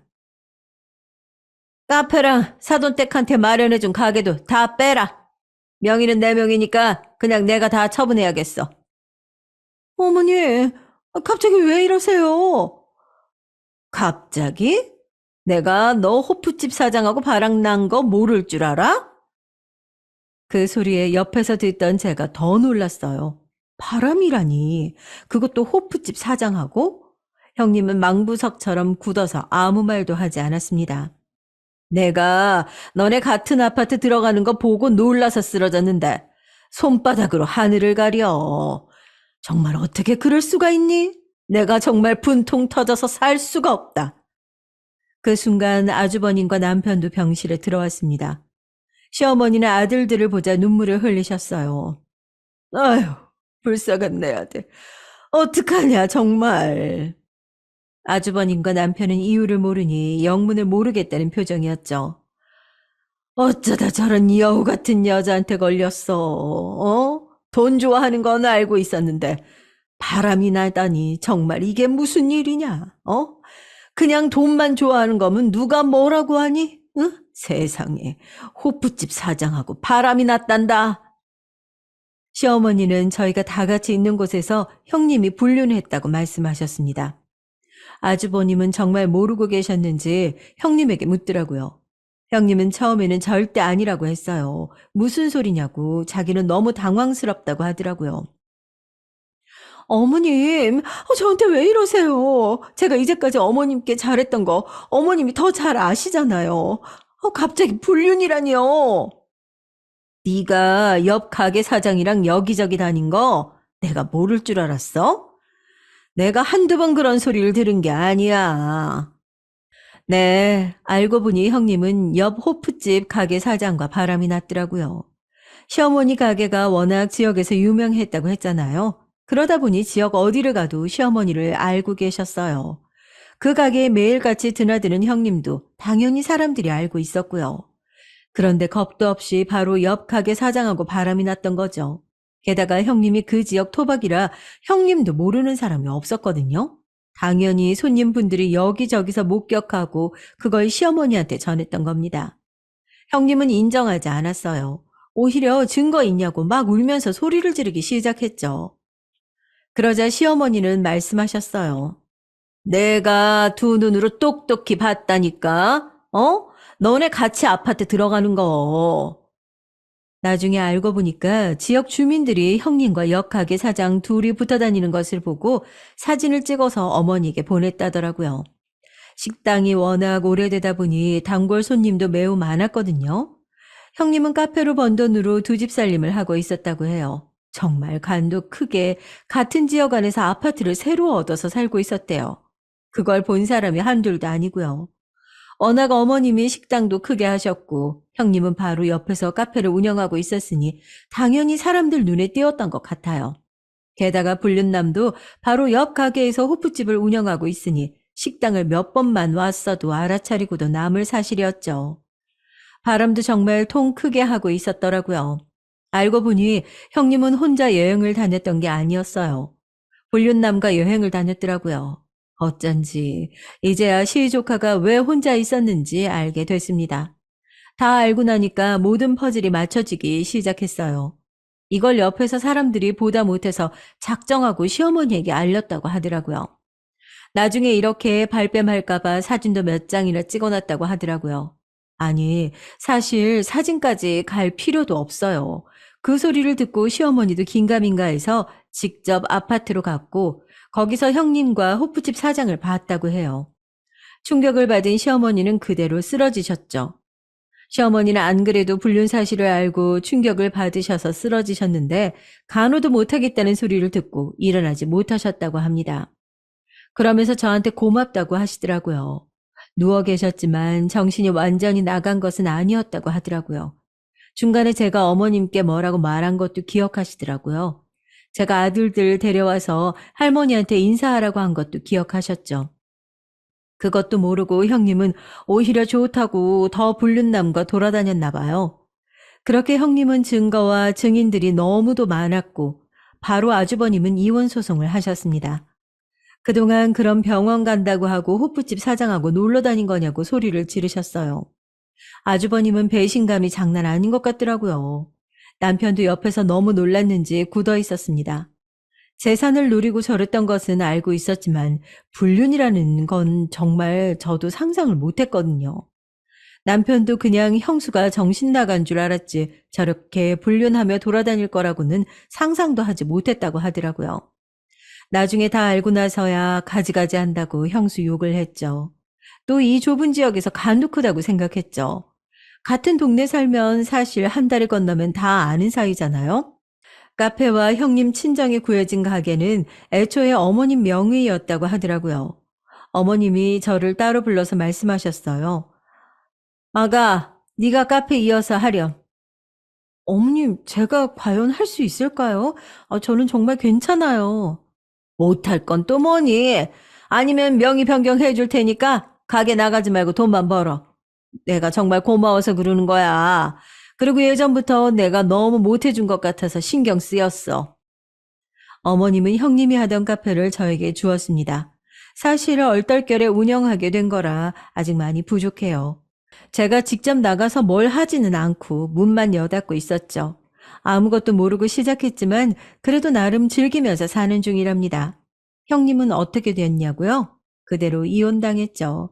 가게는 당연히 뺏겼고요. 사실 형님 사돈 쪽에서 식당에 찾아와서 행패도 부리고 했어요. 가게를 줬다 뺏는 게 어디냐고 막 따지기 시작했죠. 그런데 그런 소리를 바람 피운 자기 딸한테 뭐라고 해야 되는 거 아닐까요? 정말 콩 심은 데 콩 난다는 말이 이런 말이구나 싶었습니다. 형님은 끝까지 자기 잘못이 없다고 했대요. 저도 남편한테 들은 건데 오히려 법원에서 자기가 피해자라고 했다고 하더라고요. 혼자 시어머니 부양하느라 힘들었다고 말도 안 되는 소리도 막 하고 이대로 당할 수는 없다고 오열하기도 했대요. 사람이 양심이 없어도 너무 없지 않나요? 시어머니 부양이라니 저는 그 말을 듣고 너무 어이가 없어서 웃었습니다. 오히려 시어머니가 저희에게 지원을 너무 많이 해주셔서 문제가 되지 않을까 걱정은 했어도 혼자 부양하느라 힘들었다니요. 그런 사람이 카페도 받고 친정 가게도 차려달라고 하나요? 또 이것도 나중에 알고 보니 시어머니가 쓰러져서 병원에 계실 때 식당에서 자기가 사장인 것처럼 행동해서 직원들 불만도 매우 많았다고 합니다. 시어머니는 직원들에게 절대 막대하지 않았는데 형님은 막 이것저것 시키고 그래서 직원들끼리 만약 형님이 사장 된다면 그만둘 생각도 있었다고 해요. 시어머니가 쓰러지기 전부터 형님이 그런 낌새가 보이긴 했었지만 시어머니가 쓰러지고 나서는 더 심해졌다고 그러더라고요. 그러면서 노골적으로 티를 내기도 했었대요. 이 가게 이제 내 거니까 뭐. 이런 말도 서슴없이 하고 그랬다고 합니다. 정말 사람이 양심이 없어 너무 없어요. 또 공판에서 들은 내용으론 애초에 시어머니한테 잘했던 이유도 재산을 받아서 바람난 남자와 둘이 살려고 했다고 하더라고요. 일부러 카페도 그래서 그 사장 옆에 얻은 거였죠. 둘이 원래부터 알던 사이라고 하더라고요. 형님은 그 지역 토박이었고 남자도 토박이었대요. 어렸을 때부터 아예 아주버님과 결혼하기 전부터 알던 사이라고 하더라고요. 그리고 정말 충격적이었던 사실은 그냥 결혼 자체가 돈 보고 결혼한 것이라고 하더라고요. 어릴 때부터 그 지역에서 자란 토박이잖아요. 작은 백반집이 점점 잘 되니까 그걸 보고 있다가 아주버님한테 다가가서 계획적으로 결혼을 했다고 하더라고요. 애초에 사기 결혼이었던 거죠. 재산을 노리고 한 결혼이니 그렇게 시어머니한테 잘했던 거고요. 이 사실은 놀랍게도 불륜남의 입에서 나온 사실이었습니다. 형님은 불륜남을 만날 때마다 내가 꼭 저 식당 차지하고 말 거다라고 말했다고 해요. 그리고 형님 친정도 다 한 통속이었다고 합니다. 그래서 옷가게도 얻어내고 이미 다 딸이 계획적으로 접근했다는 사실도 알고 있었대요. 어쩐지 모든 사실이 다 밝혀졌는데도 당황한 티가 하나도 없더라고요. 다 한 통속이었던 거죠. 이 사실도 저 남자가 양심 고백을 해서 모두가 알게 되었습니다. 자기도 그냥 처음엔 가볍게 생각했었는데 날이 갈수록 형님의 행패가 심해지니까 감당하기 힘들었다고 고백했다네요. 그리고 여러분 정말 제일 충격적이었던 게 뭔지 아세요? 알고 보니 형님은 저 불륜남과 아이도 가졌었다고 해요. 이것도 저 남자의 입에서 나왔습니다. 남편은 애초에 형님이 아주버님과 사랑으로 결혼한 게 아니고 계획적으로 접근했던 거니까 놀랍지도 않다던데 저는 정말 충격받았어요.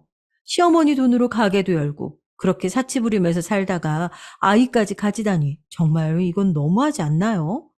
그래도 세상에 거짓은 없다더니 이제 다 들통이 났네요. 남의 돈으로 이렇게 행복하게 자기 하고 싶은 거 다 하고 살더니 잘 됐다 싶었어요. 저러니 시어머니가 쓰러졌던 사실이 형님에게는 얼마나 큰 행복이었겠어요? 형님의 계획은 시어머니가 저렇게 쓰러지면 식당도 카페도 자기 것이 확실히 되는 거고, 그럼 그 큰 돈을 가진 채로 아이 낳고 불륜남과 살 예정이었었나 봐요. 재산을 받고 이혼하고 싶었기 때문에 그때를 기다린 것 같았어요. 하지만 다행히 시어머니가 그 사실을 알게 됐고, 그렇게 형님은 재산도 받지 못하고 이혼당해서 지역 자체를 떠나게 됐습니다. 더 이상 살 수가 없었겠죠. 어디를 가도 다 아는 사람들이었으니까요. 이 사건 이후로 저도 한동안 돌아다니면서 질문 받느라 너무 힘들었어요. 그래도 저는 당당하니까 돌아다녔죠. 하지만 어딜 가도 우리 집 얘기가 나오니까 힘들긴 하더라고요. 제가 힘들어하니까 오히려 시어머니는 저를 위로하셨습니다. 아가, 다 무시하렴. 정말 저희 시어머니 대인배 아닌가요? 그리고 형님은 저 불륜남과 관계도 아예 끝났다고 합니다. 그렇게 요란하게 불륜하더니 나중엔 서로 탓하며 공방에서 싸웠다고 하더라고요. 지금은 형님이 어디서 뭘 하고 사는지도 모르겠어요. 애초에 궁금하지도 않지만 정말 흔적도 없이 사라졌습니다. 아이를 낳았는지 말았는지도 몰라요. 아주버님도 저희 볼 면목이 없다고 식당은 남편 보고 받으라고 했다고 하더라고요. 사실 아주버님은 충격을 많이 받으셨어요. 결혼 자체가 계획적이었다는 것을 알게 됐으니 당연히 그러는 것 같아요. 아무리 아주버님이 무던하셔도 사기 결혼은 충격이니까요. 그래서 남편과 아주버님을 일부러 많이 찾아갔어요. 사람을 좀 만나야 나아질 것 같았거든요. 아주버님은 초반에 아주 정신이 아프셨는데 점점 나아지셨습니다. 오히려 시어머니보다 아주버님이 충격을 더 많이 받으셨어요. 하긴 저라도 남편이 저와의 결혼 목적이 돈 때문이라고 하면 정말 충격을 받을 것 같아요. 물론 제 친정은 부자가 아니었지만요. 아, 시조카는 당연히 아주버님이 키우고 있죠. 이것도 나중에 들은 사실인데 형님은 아이에게도 신경을 안 썼다고 하더라고요. 저는 정말 몰랐어요. 시조카의 입에서 나온 사실은 정말 충격이었습니다. 알고 보니 형님 정말 나쁜 사람이더라고요. 형님은 시어머니에게 아이를 보여줄 때만 예뻐했대요. 만약 시댁에 가지 않는 날에는 밥도 제대로 차려주지 않았다고 합니다. 배고프다고 하면 알아서 먹으라고 했대요. 학교도 그 좋은 고급 사립학교 가고 싶지 않았는데 안 가겠다고 하면 소리 지르고 나가라고 하니까 어쩔 수 없이 갔다고 하더라고요. 그리고 시어머니가 쓰러져서 병원에 계실 때도 형님은 살판 나서 불륜남과 노느라 아이는 챙기지 않았다고 합니다. 아주버님이 매우 바빠서 집에 잘 못 들어가셨는데 시조카는 그럴 때마다 혼자 집에 있었다고 해요. 기본적으로 밥도 잘 챙겨주지 않았대요. 그 소리를 듣는데 시조카도 너무 안쓰러웠어요. 시조카는 오히려 엄마가 이제 같이 살지 않고 아빠와 할머니랑 살게 됐다고 듣자 눈에 띌 정도로 좋아했습니다. 시어머니는 시조카의 얘기를 듣자마자 바로 당신 집으로 데려가셨어요. 어머님이 손주들에게 정말 잘해주셨거든요. 시조카한테도 잘해주셨지만 저희 아이에게도 최고였습니다. 저희 아이도 할머니 보러 가자고 하면 정말 좋아해요. 아주버님도 처음엔 모르셨다가 나중에 시조카의 얘기를 듣고서는 그만 힘들어 하셨습니다. 저런 이상한 여자 때문에 힘들어하는 것은 시간 낭비라고 하시더라고요. 이 사건을 겪으면서 저는 정말 그냥 착하게 사는 게 최고라고 느끼게 됐습니다. 그리고 거짓말은 결국 들통난다는 사실도 다시 한번 깨닫게 됐죠. 그 뒤로도 시어머니는 저에게 틈만 나면 잘해주시라고 노력하셨습니다. 제가 친언니가 있다고 했잖아요. 언니와 함께 운영하라고 요즘 유행하는 대형 카페도 따로 차려주셨어요. 그렇게 저는 얼떨결에 카페 2개를 운영하게 됐죠. 제가 분명 자신 없다고 거절했었는데 그냥 뭐 하지 말고 그럼 통장으로 들어오는 돈이나 세라고 하시더라고요.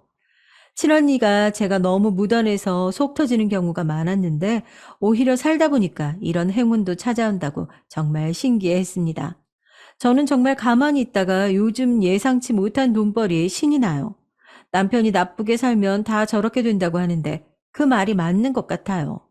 그리고 시어머니의 식당은 저희 부부도 물려받지 않으려고요. 시어머니에게 날 잡고 진지하게 말했습니다. 어머님, 작은 백반집부터 시작하셔서 정말 고생 많으셨어요. 오로지 어머님의 손으로 탄생한 가게니까 끝까지 어머님이 책임져 주세요. 나중에 할 만큼 하셨다는 생각 들면 저희 좋은 추억으로 폐업하기로 해요. 저희가 이렇게 마음을 전하자 시어머니는 우셨어요.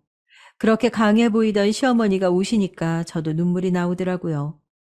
둘이 그래서 부둥켜 안고 울었습니다. 그리고 저는 사실 한편으로 시어머니가 안쓰럽더라고요. 아들들하고 며느리들과 손자들까지 그렇게 잘해주시는 분인데 그걸 나쁜 마음으로 형님이 이용한 거잖아요. 안 그래도 남편이 일찍 여의시고 정말 고생하셨을 텐데 말이에요. 작은 식당에서 저렇게 지역 명소가 되기까지 얼마나 마음고생 하셨겠어요. 그래도 힘든 티 절대 안 내시고 저희를 항상 더 챙겨주시려고 노력하셨거든요. 저는 시어머니가 싫은 소리 하시는 것을 본 적이 없습니다. 오히려 더 해주지 못해서 안달이신 분이세요. 저렇게 좋으신 분인데 정말 너무 마음이 쓰리더라고요. 저도 배신을 당해본 적은 없지만 상상만으로도 가슴이 찢어지더라고요. 그것도 저렇게 노골적으로 티가 나게 잘해주다가 배신당한 거니까 시어머니 속도 말이 아닐 것 같았어요. 그래서 저도 제가 마음에서 우러나와서 시어머니에게 더 잘하려고 노력하고 있습니다. 형님처럼 목적을 가지고 잘하는 게 아니라 정말 우리 시어머니 너무 좋으신 분이니까 제가 하고 싶어서 그러는 거예요. 그리고 워낙 제 성격이 내성적이라 형님처럼은 못해요. 그냥 평소보다 연락 한번 더 드리고 얼굴 한번 더 찾아뵙고 하는 거죠. 남편도 제가 시어머니에게 잘하니까 제 친정에 더 잘하더라고요. 그걸 보면 제가 더 잘하고 그런 선순환이 계속됐습니다. 결혼 생활이라는 게 서로 이렇게 최선을 다하면 좋은 결과를 가져오는 것 같아요. 그리고 과유불급이라고 하잖아요. 형님도 돈 때문에 그랬던 건데 저는 앞으로도 이렇게 욕심내지 않고 그냥 제 현재에 만족하면서 살아가려고 해요. 남편과 아들과 행복하게 살고 있고 시어머니와도 형님이 없어지니까 더욱 사이가 좋아졌어요. 중간에 튀는 사람이 없으니까 오히려 편해지더라고요. 시어머니도 오히려 형님이 나가니까 편안해지셨대요. 제가 조심스럽지만 천천히 다가가는 게 너무 보기 좋다고 어찌나 칭찬하시던지요. 저는 오히려 그렇게 칭찬해 주시니 몸둘 바를 모르겠더라고요. 이렇게 우리 가족에게 중간에 살짝 시련이 있었지만 결과만 보면 저희 정말 행복해졌습니다. 서로 진심을 알게 되니까 예전보다 훨씬 분위기도 유해졌어요. 이제 살면서 큰 걱정 없이 살 수 있을 것 같습니다. 이제까지 제 얘기 들어주셔서 감사합니다. 날씨가 이제 많이 기온이 내려갔어요. 건강관리 유의하시고 행복한 연말 준비하세요. 감사합니다.